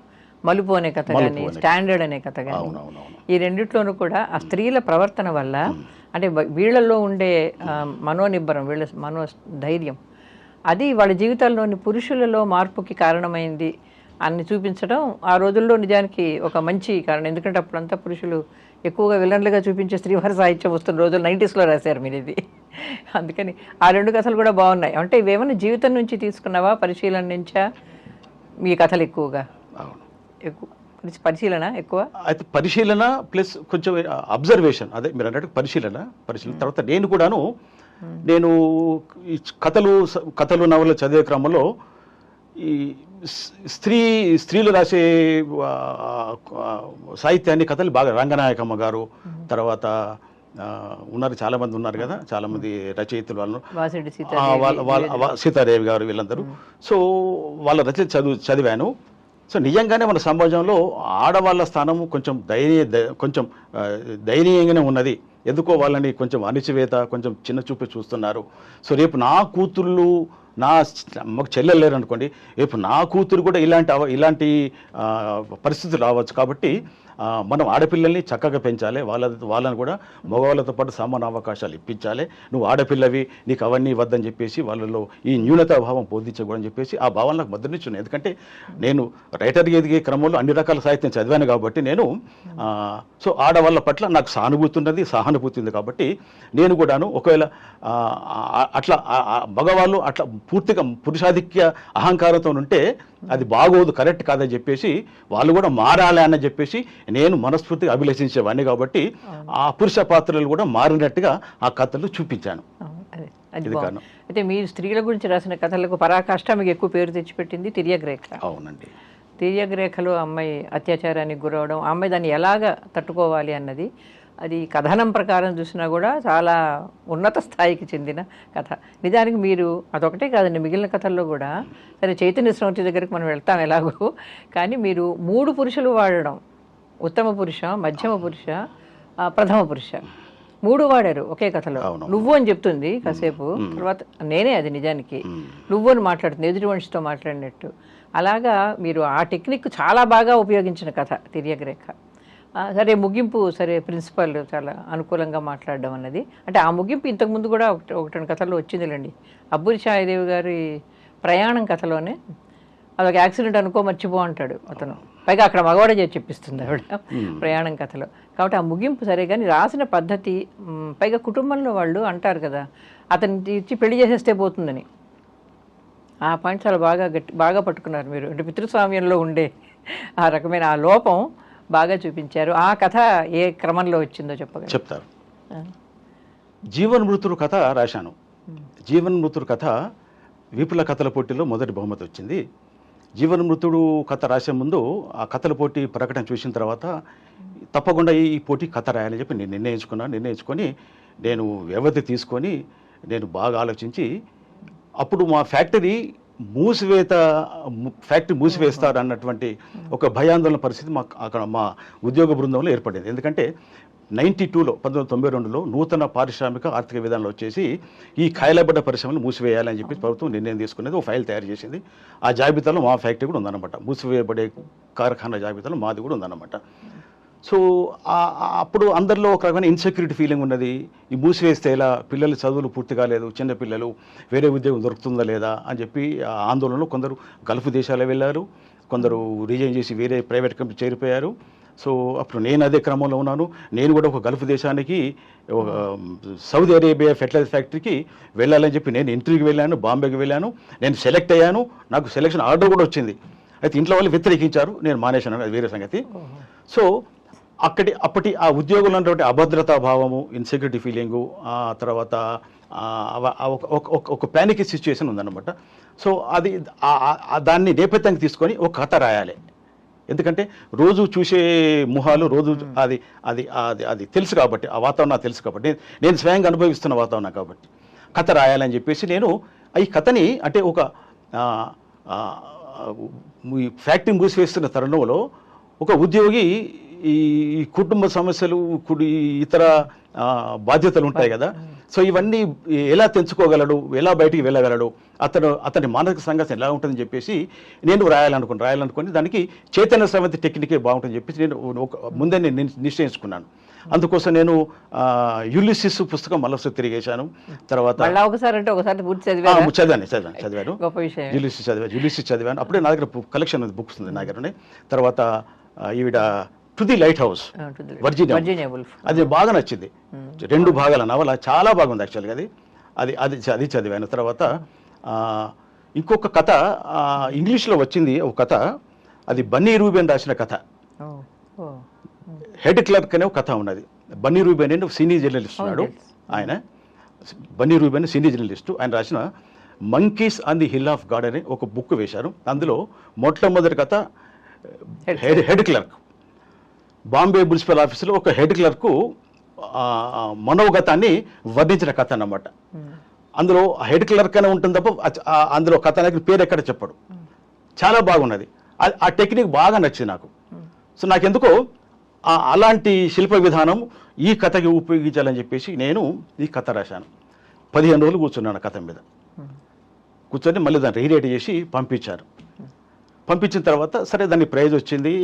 వాసిరెడ్డి నవీన్ గారు, కారా మేస్టారు, అబ్బూరి చాయ్ ముగ్గురు జడ్జీలు ఉన్నారు. అందులో ముగ్గురు జడ్జీల భిన్నాభిప్రాయం ఉందట. కారా మేస్టారు ఇది వర్తమాన ఒక బర్నింగ్ సమస్యను తీసుకున్న కథాంశం, దీనికి ఇవ్వాలని ఆయన అన్నారు. వాసిరెడ్డి నవీన్ గారు దాన్ని కూడా సమర్థించారు. అబ్బూరి ఛాయదేవి గారు మాత్రం ఇది చైతన్య స్రవంతి, అందులో కొంచెం టెక్నికల్ జారగాను బాగా ఉన్నది, తర్వాత దాన్ని రిలేట్ చేస్తున్న కాబట్టి తీసేసామని ఆయన ఎడిటర్ గారు పిలిపించి ఈ టెక్నికల్ జారగాను బాగా ఉన్నదండి, ఇది వస్తుపరంగా శిల్పపరంగా మంచి కథ, కానీ అందరూ చదవలేరని చెప్పేసి ఒక జడ్జి అభిప్రాయము, మీరు దాన్ని మార్చగలరా అంటే నేను కొంచెం దాన్ని తగ్గించాను. టెక్నికల్ జారగాను తగ్గించేసి దాన్ని సింప్లిఫై చేశాను. అది సెలెక్ట్ అయిపోయింది, ప్రైజ్ డిక్లేర్ చేశారు అట్లా. సో అప్పుడు ఆ కథకి ఆ టెక్నిక్ ఆ శిల్పం బాగా నప్పింది. అది బాగా అందరికీ నచ్చింది. అది దానికి మంచి అప్లాజ్ వచ్చింది.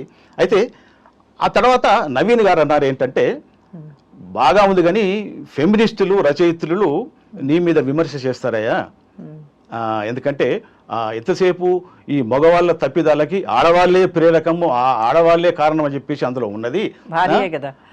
ఉత్తరం కూడా దాచిపెట్టేస్తుంది, దాచిపెట్టి అంత ఆడవాళ్ళని విలన్ చేసిన చెప్పేసి నీ మీద దుమారం వస్తుంది, విమర్శ వస్తుందయా అని అన్నట్టుగానే నాకు 2-3 ఉత్తరాలు రాశారు. కొందరు అన్నారు కూడా. అసలు ఫ్యాక్టరీ మూసివేయబడుతున్నప్పుడు కథానాయకుడు అది అక్కడ తిరుగుబాటు చేసి అందరినీ మొబిలైజ్ చేసేటట్టు ఉండాలి, కానీ మీరు ఏంటిది ఒక రకమైన పలాయనవాదం పెట్టారు ఏంటంటే నేను అన్నాను అట్లా కాదు. అది రచయిత పరిష్కారాలు చెప్పడు, చూపెట్టాడు.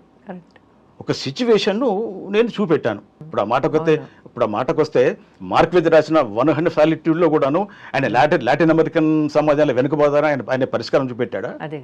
అక్కడ నియంత్రిత పోకడ ఇట్లా ఉన్నది అని చెప్పి ఆయన కొత్త కోణం రాశాడు అనమాట. సో అట్లా రచయితగా నేనే పరిష్కారాలు చెప్పను. నేను ఉద్యమంలో పాల్గొన్నాను, అది నా సమస్యే, కానీ అక్కడ ఉన్నటువంటి ఆ సిచ్యువేషన్ వర్ణించేందుకు నేను ఒక మనిషి అంతరంగ ఘర్షణను చిత్రించి ఆ కథ రాశాను నేను. సో అంతే తప్ప ఇది ఏం లేదు. అయితే మీరు అన్నట్టుగా అది ఆడవాళ్ళ నుంచి మాత్రం వచ్చింది కాబట్టి నేను వెంటనే ఏంటంటే నేను ఆ ఆడవాళ్ళ వ్యతిరేకం కాదు, నేను ఫెమినిజాన్ని సమర్థిస్తాను. సో మహిళా రచయితుల అభిప్రాయం నేను ఏకీభవిస్తానని చెప్పడానికి నేను వెంటనే సంవత్సరంలోనే మళ్ళీ నేను ఆ కథ రాసేసి గమ్మత్తు దాన్ని నేనేం ఉపయోగించానంటే, ఇప్పుడు ఇదేమో తిరేగ్రేక జీవన్మృతుడు ఒకటే ఒక దీర్ఘ కవితలాగా ఒక జలపాత సదృశ్యమైన శైలిలో సాగుతుంది. తిరేగ్రేక మాత్రం ఖండికలుగా పెట్టాను. ఫ్లాష్ బ్యాక్ ముందు ఒక ఎపిసోడ్తో స్టార్ట్ అవుతుంది, మళ్ళీ చివరికి ఆ ఎపిసోడ్ దగ్గర ముగుస్తుంది, మధ్యలో మొత్తం 2 ఫ్లాష్ బ్యాక్లు ఉంటాయి, చివరికి అసలు విషయం వస్తుంది అనమాట. సో ఒక ఫ్లాష్ బ్యాక్లో మరో ఫ్లాష్ బ్యాక్ టెలిస్కోప్ చేసి పెట్టాను అనమాట. ఆ టెక్నిక్ ఎక్కడ నాకు లేదు, ఎక్కడ లేదు. అది నాకే ఒక ఆలోచన వచ్చింది, ఈ ఏకబీన రాయడం ఎందుకు, దీన్ని కొంచెం ఖండికలుగా పెట్టి ఫ్లాష్ బ్యాక్ పెడితే బాగుంటుందని చెప్పేసి నాకు ఆలోచన వచ్చింది. ఆ కథ రాశాను. అందులో మాత్రం నేను ఖచ్చితంగా ఫెమినిజాన్ని సమర్థించాలి అని నేను అనుకున్నాను. ఆ కోణంలోనే నేను ఆ థీమ్తో కథ రాయాలనుకున్నాను. అదే థీమ్ ఎంచుకుని కథ రాశాను. అప్పుడు నాకు ఇంకొక ఇన్ఫ్లుయెన్స్ చేసిన విషయం ఏంటంటే, విపుల కథల పోటీలో నా జీవనభూతుడు కథకి ప్రైజ్ వచ్చిన క్రమంలోనే ఇంకా 4 కథలు వచ్చినాయి, వాటికి ప్రైజ్ వచ్చింది. అందులో ఒక కథ ఉంటుంది, ఆయన కూడాను ఈ రేపు మీదనే కథ రాశారు. అది అంత బలంగా రాలేదు. ఆ తర్వాత అదే కాలంలో ఒక సినిమా వచ్చింది, మా ఇంటి మహాదేవత అని సినిమా వచ్చింది. అందులో Mohan Babu hero. College student మీద అత్యాచారం చేస్తే తల్లిదండ్రులు పెళ్లి ప్రయత్నాలు చేస్తారన్నమాట. అది నాకు గుర్తుకొచ్చింది. తర్వాత పత్రికల్లో ఇక్కడ చూశాను, యూపీలోనో బీహార్లోనో అత్యాచారానికి గురైన బాధితురాలికి న్యాయం చేసేందుకు జడ్జి ఆ పురుషుని సంబంధికులను అరే షాదీ కరో హో జాతా ఫైసలా హో జాతా అని అన్నారట. ఆయన తీర్పిచ్చాడట, న్యాయమూర్తి అంత గొప్ప తీర్పిచ్చాడు. ఇప్పుడు జరిగింది కరెక్ట్. నేను అప్పుడు పత్రిక చదివాను. కాబట్టి ఈ రేపు అనే దాని గురించి, ఆ ఫెనోమెనా గురించి ఎందుకు సమాజంలో ఇట్లా భావాలు ఉన్నాయి, కాబట్టి దీన్ని ఖండిస్తూ ఒక కథ రాయాలని చెప్పేసి అనుకున్నాను. దీనికి ఈ టెక్నిక్ ఎంచుకున్నాను. సో అలా అన్నమాట. సో అప్పటికే నేను చదివి ఆ కథ రాసిన తర్వాత ఇద్దరు ముగ్గురు అన్నారు. ఒక మిత్రుడు చూపిస్తే ఈ రేపు మీద తెలుగులో 2-3 కథలు వచ్చినాయి, నీకు తెలుసునా అంటే తెలుసు అని చెప్పాను. సుజాత అనే కథ వాటేవి చెన్నై బిరుద్దు రాశారు. అది పోలీసు లాకప్లో అత్యాచారం గురైన బాధితురాల గురించి. అది అందులో అంతా మొత్తం రచయిత ప్రవేశం ఉంటుంది. మంచి కథ అది అంత రచయిత ప్రవేశం ఉంటుంది, అదొకటి. తర్వాత చావొద్దు అని శీలా వీర్రాజు గారు రాశారు. ఆ కథ కూడా నాకు తెలుసు. సో నేను అన్నాను అది నాకు తెలుసు, రేపు అనే అంశాన్ని థీమ్గా తీసుకొని కథలు చాలా వచ్చినాయి, నేను మాత్రం ఒక కొత్త కోణంలో ఒక కొత్త పద్ధతులు రాశానని చెప్పేసి అనుకున్నాను. మిత్రులు కూడా బాగున్నదన్నారు. అది సాహితీ నేతల కథల పోటీకి పంపించాను. గమ్మత్తు ఏంటంటే సాహితీ నేతల కథల పోటీ, ఆ కథల పోటీ లాస్ట్ డేట్ అయిపోయింది. నేను పంపించి మర్చిపోయినాను. 3 నెలల తర్వాత శశిశ్రీ ఫోన్ చేసి మీ కథకు ప్రైజ్ ఇస్తున్నామండి అని అన్నాడు. నాకు ఆశ్చర్యం వేసి చాలా సంతోషం అని అన్నాను. ఆ కథల పోటీలో జడ్జిగా వల్లభపాటి వెంకట సుబ్బయ్య గారు. సో శశిశ్రీ గారు లేటుగా వచ్చిన కథలు కూడా పంపించేసి ఎందుకో నా పేరు చూసి ఆడపు లక్ష్మీపతి గారు కథ రాశారండి, పంపించండి అని అన్నారట. ఆయన తీసుకొని అరే కథ చాలా బాగున్నది అని చెప్పేసి దానికి సెకండ్ ప్రైజ్ ఇచ్చేశారు. ఫస్ట్ ప్రైజ్ సడ్డపురెడ్డి వెంకటరామరెడ్డి రాసిన అంటూ అనే కథకి ఇచ్చారు. తర్వాత నా కథకి సెకండ్ ప్రైజ్ ఇచ్చారు. సో ఆ కథ అచ్చయిన తర్వాత చాలా ఉత్తరాలు వచ్చినాయి, చాలా మంచి కథ, చాలా ఉత్తరాలు వచ్చినాయి. చాలా మంది ఫోన్ చేశారు. తర్వాత ఆయన మిరియాల రామకృష్ణ గారు కాకినాడ నుంచి ఆయన సాహిత్య నేతృత్వంలో ఒక లేఖ రాస్తూ ఈ తెలుగు కథని ఒక అడుగు ముందుకు వేయించిన కథ ఇది, చాలా అంశాల పోహలింపుతో రాశారు కథ, చాలా బాగున్నది ఇది, స్త్రీవాదులు కూడా రాయలేని అంత పకడ్బందీగా ఈయన రాశారు, కథ బాగున్నది చెప్పి ఆయన ఉత్తరం రాశారు ఆయన. సో ఆ రకంగా ఆ కథ నిలబడింది, నాకు పేరు వచ్చింది. ఈ 2 కథలు చైతన్య స్రవంతిలో రాశాను. అందులో ఏకప్రభావ సదృశ్యం చైతన్య స్రవంతి జీవనమూర్తుల్లో అందులో రచయిత పేరు ఉండదు, కథ దగ్గర పేరు ఉండదు. ఇందులో మాత్రం రేఖ అనే పేరుతోటి రాశాను. మామూలుగా చైతన్య స్రవంతి కథల్లో సీన్ ని తెగగొట్టడం ఉండదు. దీనిలో తిరియక రేఖలో సీను పెట్టారు, అంటే ఒక ప్లాట్ కూడా ఉంది. ఒక ప్లాట్ పెట్టి చైతన్య స్రవంతి దానిలో మీరు పెట్టగలిగారు. అది చాలా కష్టం. అందులోనూ పురుషుడు రాస్తూ స్త్రీ అంతరంగంలో చైతన్య స్రవంతి రాయడం ఇంకా కష్టం. అది రెండో పని. అది ఒక రకంగా పరాకాయ ప్రవేశమే కదా. అదే నేను చాలా మదన పడ్డాను ఈ విషయం గురించి. అది ఈ 3 నెలల కిందట మహిళా పత్రిక ఒకటి వస్తుంది, అందులో శాంతిశ్రీ బెనర్జీ గారు ఆవిడ రాశారు. చాలా కాలం తర్వాత నేను ఈ కథ చూశానని చెప్పేసి ఆవిడ అందులో మంచి సమీక్ష వ్యాస రాశారు. సో ఆవిడ అదే అన్నారు, మీరు ఎలా రాశారు ఈ కథ అని అంటే చెప్పాను, ఒక రకంగా పరాకాయ ప్రవేశమేనమ్మా, అది కేవలం ఒక ఆడపిల్ల మనోభావాలు ఎలా ఉంటాయి అని చెప్పేసి నేను ఆలోచించాను. తర్వాత ఆ పరిసరాలన్నీ మా టౌన్షిప్లో ఉన్నాయి, ఆ పార్కు, అంబేద్కర్ చిల్డ్రన్స్ పార్కు, నేను రోజు మార్నింగ్ వాక్ వెళ్తాను, నేను జాగింగ్ చేస్తాను, అవన్నీ నాకు అనుభవమైన విషయాలే. కాబట్టి ఊహించి నేను ఆ కథ రాశాను, ఒక రకంగా పరకాయ ప్రవేశం చేశాను, ఆడపిల్ల మనసులోకి వెళ్ళి నేను రాశానని చెప్పాను. బాగా వచ్చింది అది నాకు తృప్తి. అదే మీరు స్త్రీల గురించి ప్రత్యేకంగా రాసిన కథల్ని మనం ప్రస్తావించుకున్నాం, కానీ నిజానికి ప్రత్యేకంగా రాయకపోయినా ఇప్పుడు మీరు చెప్పిన 2 శీర్షిక కథల్లో కూడా స్త్రీదే ప్రధాన పాత్ర. 4వ దృశ్యంలోనూ లేకపోతే త్రిభుజపు 4వ కోణంలోనూ కూడా స్త్రీలే ప్రధాన పాత్రలు. స్త్రీల కోసమే రాసిన కథలు కాకపోయినా వేరేవి చాలా ఉన్నాయి. అయితే ఇక్కడ ఒక ముఖ్యమైన విషయం అండి, ఇప్పుడు చైతన్య స్రవంతి గురించిన ప్రస్తావన వచ్చింది కాబట్టి దీనిలో ఎక్కువ మంది రచయితలు రాయలేకపోవడానికి కారణం పాఠకుడి మీద అది భారమని. పాఠకుడి తెలివితేటలకు, అతని పరిశీలనకు, అతని అవగాహనకు ఒక పరీక్ష పెడుతుంది చైతన్య స్రవంతి. అది కొంతవరకు విఫలం కావడానికి అదే కారణం అనుకుంటారా ఈ శిల్పం? ఇక్కడ శ్రీశ్రీ కొన్ని కథలు, నవీన్ నవలలు 2, లేకపోతే రావిశాస్త్రి నవలలో పాక్షికంగా, అలా కొంతమంది తప్పిస్తే దీన్ని ఎక్కువ మంది కాశీపట్ల వేణుగోపాల్ కొద్దిమంది కానీ రాశారు. అది ఒక రకంగా విఫలం చెందిన శిల్పం అని మీరు ఒప్పుకుంటారా? అంటే ఎక్కువ మంది రాయలేకపోవడం వల్ల? ఎక్కువ మంది రాయలేకపోవడానికి కారణం మీరు అన్నట్టుగా పాఠకులని అది కొంచెం భయపెట్టే టెక్నిక్ కొంతమేరకు, అది నేను కొంతమేరకు ఒప్పుకుంటాను. కానీ ఇప్పుడు అంతకంటే భయపెట్టే టెక్నిక్లు కూడా వచ్చినాయి. ఇప్పుడు మరి అర్థం కాని పద్ధతులు కథలు రాస్తాను, అది వేరే సంగతి అనుకోండి. సరే, ఆ చర్చ ఇప్పుడు కాదు. చైతన్య స్రవంతి శిల్పం మీద కొన్ని మీరు అన్నట్టుగా అది ఒక అపోహ మాత్రమే నేను అనుకుంటాను. అంటే అందులో అంటే ఆ ఆరోపణలో కొంచెం సహేతుకత ఉన్నప్పటికీ కూడాను అది అపోహ మాత్రమే. ఇప్పుడు అంపశయ నవీన్ గారు రాసినటువంటి అంపశయ పుస్తకం అది ఇప్పటికీ అది క్లాసిక్ అనవచ్చు. ఎందుకంటే అది మనిషి అంతరంగంలోకి వెళ్ళి భావాలు అది చెప్పడము, ఆ భావాల్లోంచి ఎక్స్టర్నల్ వరల్డ్ అంతా ప్రత్యక్షం కావడం, దృశ్యమాన కావడం అనేది అది ఆ టెక్నిక్ యొక్క ప్రత్యేకత అదనమాట. అంటే ఒక మనిషి అంతరంగ సంఘర్షణ చిత్రించేందుకు అది చాలా మంచి టెక్నిక్, చాలా అనువైన టెక్నిక్ నేను అనుకుంటాను. సో ఇక పాఠకులను కొంచెం భయపెడుతుందని అంటే పాఠకులు ఏంటంటే రచయిత జోక్యంతోటి అన్ని చెప్తూ పోవాలి లేదా చూపిస్తూ పోవాలని అనుకుంటారు. ఇందులో చైతన్య సమితిలో కూడాను దృశ్యీకరణ ఉంటుంది. పోతే ఏంటంటే మనిషి పాత్ర మన భావాల్లోంచి మేధస్సులోంచి వచ్చే ఆలోచనల రూపంలో ఈ దృశ్యీకరణ ఉంటుందన్నమాట. అది ఒకటి కొంచెం కొందరికి మిగుడు పడకపోవచ్చు. కానీ కథలో ఎక్స్టర్నల్ వరల్డ్ చిత్రంతో పాటు పాత్ర ఇంటర్నల్ సంఘర్ష చిత్రించేందుకు అది చాలా చక్కటి సాధనము, అది చక్కటి టెక్నిక్ అని నేను అనుకుంటాను. సో అది అందరూ అవలంబించలేదు అని అంటే అది రాయడానికి కూడా సాహసం కావాలి, రాయడానికి కూడా సాహసం కావాలి, అవగాహన కూడా ఉండాలి. తర్వాత ఏంటంటే ఇంకోటి, కొందరు రాసిన కథలు కొందరు విమర్శకులు సామాన్య పాఠకులు కూడాను ఫలానా రచయిత రాసిన కథ చైతన్య సమితిలో చాలా బాగా వచ్చిందని అన్నారు. అవి చూశాను, అది చైతన్య సమితి కాదు. యాక్చువల్గా చైతన్య సమితి అంటే ఏంటంటే, నేను నా పుస్తకంలో దిక్చక్రంలో అందులో నేను ఒక వ్యాసం రాసి అందులో ఉన్నది చైతన్య సమితి అంటే అది అది అది ఇటుదే దాన్ని ఏమంటారు, అదొక వర్ణపటలం. మనిషి ఆలోచనలు వచ్చే ఆలోచనలు, భావాలు, ఆలోపనలు, కళలు, ఊహలన్నీ కలగాపులంగా బయటకు వస్తుంటాయి అన్నమాట. వర్తమానము భవిష్యత్ అన్ని కలగపులంగా వస్తుంటాయి. దాన్ని కొంచెం చిత్రిక బట్టి రచయిత ఒక క్రమ పద్ధతిలో సంఘటనలు చెప్తూ ప్లాట్ చిత్రిస్తూ ముందుకు పోతాడు అన్నమాట. దానివల్ల పాఠకుని కథ అందుతుంది అన్నమాట. అట్లా అనమాట. అది మెయిన్ అది అది అది అంతరంగంలోంచి వచ్చే ఆ భావాల స్రవంతి ప్రవాహం అట్లా ఉంటుంది కథ, ఆ ప్లాటు కథనం కూడా.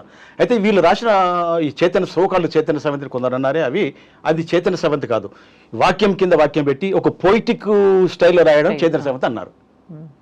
అది కరెక్ట్ కాదు. సో ఆ రకంగా ఏంటంటే ఈ చైతన్య సమితి పట్ల చాలా మందికి అవగాహన లేదు. ఇక రచయితలకు కూడాను చైతన్య సమితి పట్ల అవగాహన ఉన్న వాళ్ళు అది రాసే పరిపక్వత పరిణతి మాకు లేదన్నటువంటి అపనమ్మకం వల్ల కూడాను వాళ్ళు రాయకపోవడం కూడా కారణం కావచ్చు. అదే తప్ప పాఠకులు భయపెడతారు. పాఠకులు అంటే మంచి థీమ్ ఉన్న కథని ఏ పాఠకునే ఎట్లా, ఫర్ ఎగ్జాంపుల్ తిరియగ్రేకను చాలా మంది చదివారు, జీవనమృతుడు చాలా మంది చదివారు. అంపశ నవీన్ గారు వ్యాసం రాస్తూ ఆ కథ నాకు కన్నీళ్ళు తెప్పించింది అన్నాడు ఆయన. అంత బరువైన పాత్ర చిత్రణ అందరూ ఆ కథానాయకుని సంఘర్షణను చాలా బాగా చిత్రించాడు అని అన్నారు ఆయన. సరే, ఆయన అంటే పెద్దవారు అని అన్నాడు. కానీ సామాన్య పాఠకులు కూడా సాధారణ విమర్శకులు కూడా చాలా మంది మంచి కథ అని అన్నారు. అట్లా అన్నమాట. సో చైతన్య సమితి మీద చాలా మందికి అంటే ఇదేదో నేను ఒకరిని కించపరిచే ఉద్దేశం అంటే నేను అది సరైన అవగాహన లేదని నేను అనుకుంటున్నాను. అంతే, ఇది నా అభిప్రాయం మాత్రమే. అది మీరు స్పష్టం చేశారులేండి, మీ వ్యాసంలో స్పష్టత వచ్చింది. చైతన్య సమితి పట్ల కొంచెం స్పష్టత వచ్చేలాగా మీరు రాశారు ఆ వ్యాసం. కాబట్టి అది చదివితే కొంచెం అర్థమవుతుంది జనాలకు. కాకపోతే ఇప్పుడు చైతన్య సమితిలో కానీ లేకపోతే మామూలుగా మీరు రాసిన ఇతర కథల్లో కూడా మీరు కనిపించకుండా మీరు రాశారు కథలు. కానీ ఒక విషయం నా పరిశీలన ఏమిటంటే, మీ జ్ఞానం చాలా వరకు దానిలో వ్యక్తం అవుతుంది ఏదో ఒక రూపంలో. మీరు రచయితగా రారు, కానీ మీ జ్ఞానం పాత్రల ద్వారా వస్తుంటుంది. ఇప్పుడు ముసల్దాని ముల్లే కథలో ఎన్ని విషయాలు వస్తాయి?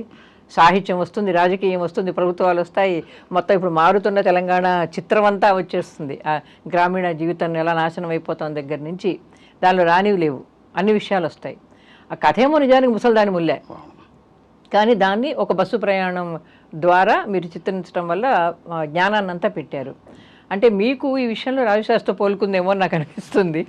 అంటే మీ జ్ఞానాన్ని చాలా తెలివిగా మీరు కథల్లో పెడతారు, ఒప్పుకుంటారా? నా జ్ఞానాన్ని ప్రదర్శించాలన్నటువంటి యావతోటి నేను అలా రాశాను అన్నాను. నేను అలా, నా ఉద్దేశం అది కాదు. యాక్చువల్లీ ఏంటంటే, ఇప్పుడు ముసల్దాని ముల్లే కథలో అవన్నీ వచ్చినాయనంటే యాక్చువల్గా అందులో మేధావులు ఉంటారు, నిమ్న జాతి ప్రజలు ఉంటారు. కాబట్టి it is a miniature world bus అనేది. కాబట్టి అందులో నేను ఏం చెప్పదలుచుకున్నట్టు ప్రధానంగా, మనం ఇంతమంది మేధావులు ఉన్నాం, మనం ఇన్ని ఆదేశాలు వల్లిస్తాము, మనకు అన్ని విషయాలు తెలుసు, ప్రపంచ జ్ఞానం తెలుసు, మనకు అన్ని హక్కులు అన్నీ తెలుసు. కానీ మనం సాటి మనిషి ఆపదలో ఉన్నప్పుడు కనీస సానుభూతి చూపెట్టలేమే. సో మనందరం ఓ రకంగా మనం సెల్ఫ్ డీసింగ్ చేసుకుంటున్నాం మనమే అని చెప్పి నాకు ఆ అంశం. ఎందుకంటే నేను కొందరు చూశాను, మనం కవిత్వంలో కథల్లో చాలా ఆదర్శాలు, గొప్ప గొప్ప నీతులు చెప్పిస్తాం, కానీ నిజ జీవితంలో మాత్రం మనం అందులో ఒక న్యాయప్రస్థ మనం వాటి పాటించాం.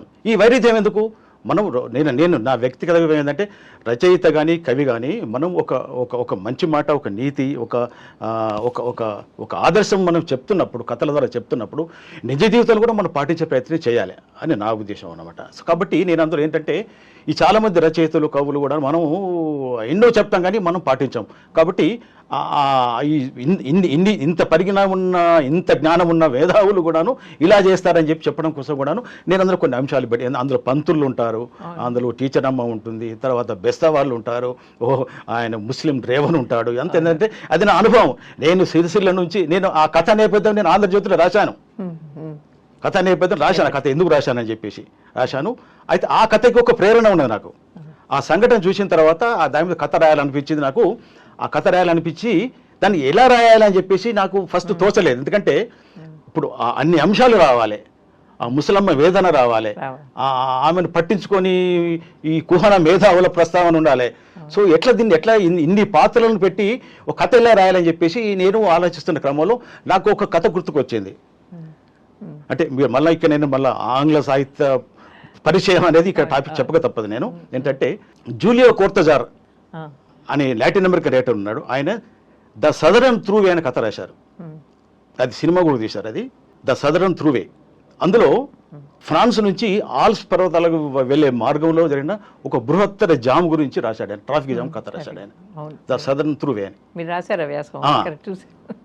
అది 18 పేజీల కథ. అది ఆయన చాలా గమ్మత్తుకు రాస్తాడు ఆ కథ.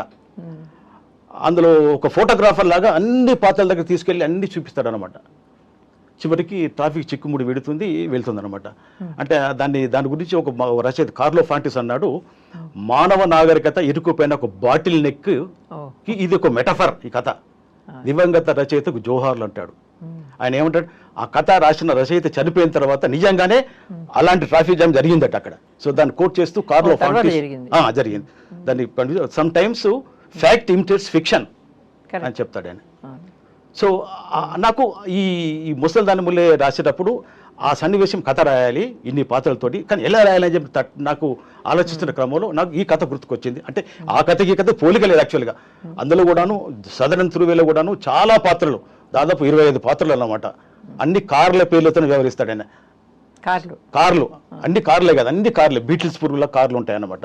సో అన్ని కార్ల పేర్లతోటి, కార్ల పేర్లు, ఇంజనీర్లు, నర్సు, ఒక డాక్టర్ అని ఇట్లాగే చెప్తూ పోతారు. పాత్రల పేర్లు అంటూ ఉండవు. అదొక డాక్యుమెంటరీ కథనం అన్నమాట. సో నేను ఇందులో పాత్రల పేర్లు అంటే పెట్టలేదు, కానీ ఇందులో కూడా రకరకాల పాత్రలు, రకరకాల వృత్తులు, రకరకాల ప్రవృత్తులు వచ్చే వాతావరణాన్ని సృష్టించేందుకు, తర్వాత కుహన మన వాళ్ళలో ఉన్నటువంటి ఈ మన మేధావులని డొల్లతనాన్ని కూడా నేను ఒక చురక వేయాలని చెప్పేసి ఆ కథ రాశాను. ఆర్మ్చైర్ మేధావులు కదా, ఆర్మ్చైర్ ఇంటెలెక్చువల్స్ అంటారు, కూర్చొని చెప్పేవాళ్ళు, పడక కుర్చీ మేధావులు అట్లా అన్నమాట. సో అదొకటి. తర్వాత ఇప్పుడు మీరు అన్నటువంటి మాట కొందరు అన్నారు, మీరు కథలో చాలా అంశాలు జొప్పిస్తారు ఎందుకు అని అన్నారు. జీవన వృత్తుల్లో ఇంగ్లీష్ జార్గాను ఉంటుంది, టెక్నికల్ జార్గాను, అది ఆ కథకు అది అతికింది. ఎందుకంటే ఆ టెక్నిక్ చైతన్య స్రవంతి ఒకటి. తర్వాత ఆ కథానాయకుడి వృత్తి విశేషాలు అవన్నీ. ఇప్పుడు అందులో థర్మోడైనమిక్ సూత్రం వస్తుంది, తర్వాత ఎలక్ట్రానిక్ కొంచెం సైన్స్ వస్తుంది, కెమిస్ట్రీ వస్తుంది. అది ఆ థీమ్కు అది అతికినట్టే ఉంటుంది అది, ఎందుకంటే ఆ కథానాయకుడి వృత్తి అది కాబట్టి అదొకటి.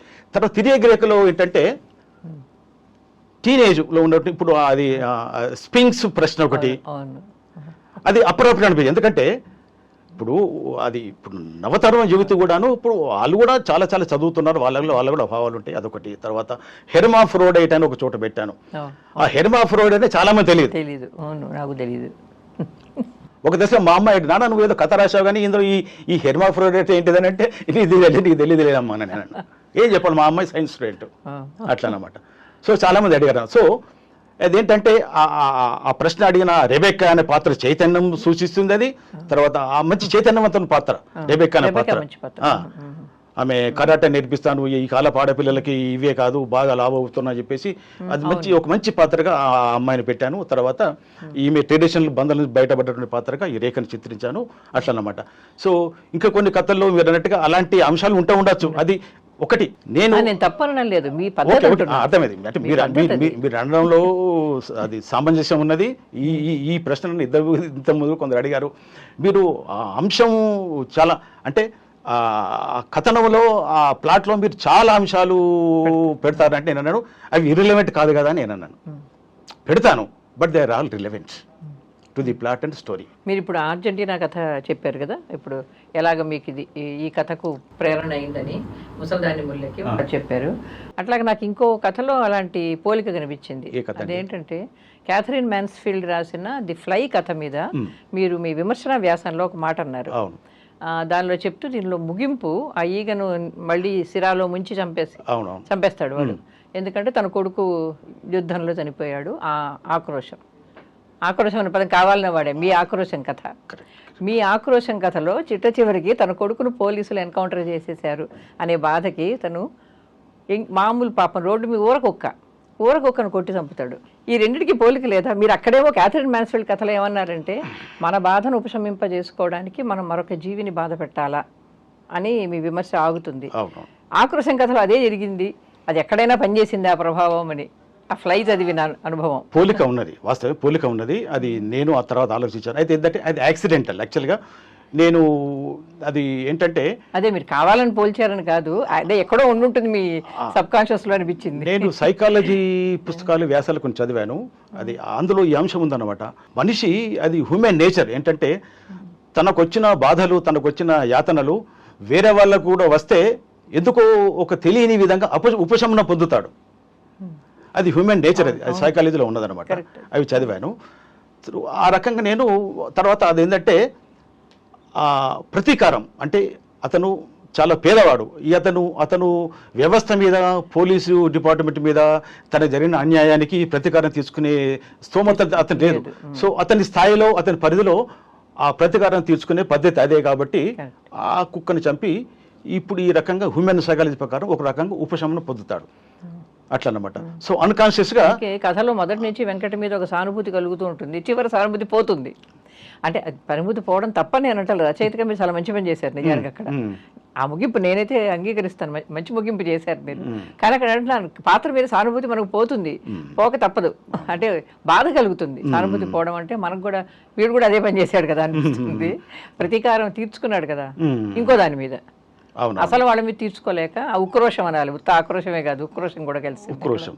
అది నాకు ఫ్లై కథ గుర్తొచ్చింది అప్పుడు చదివితే. అది ఉన్నది మీరు అన్నట్టుగా పోలిక ఉన్నది. పోతే అది అది అది అది అనుకోకుండానే అది ఇట్లా వచ్చింది. ఈ కోణంలో ఇట్లా పెట్టాను. అది ఆ ఫ్లై కథ అనేది అది మంచి కథ, అది ప్రపంచవ్యాప్తంగా విమర్శకులు చేశారు, మంచి పేరున్న కథ. అది చిన్న ఎలిమెంట్ తోటి ఆవిడ అది రాశారు, 4 పేజీల కథ. అది చాలా గొప్ప కథ అని అన్నారు చాలా మంది అట్లా అన్నమాట. ఇంకోటి మీ చాలా మందికి నచ్చిన కథల్లో ఒకటి అసందిగ్ధ కర్తవ్యం.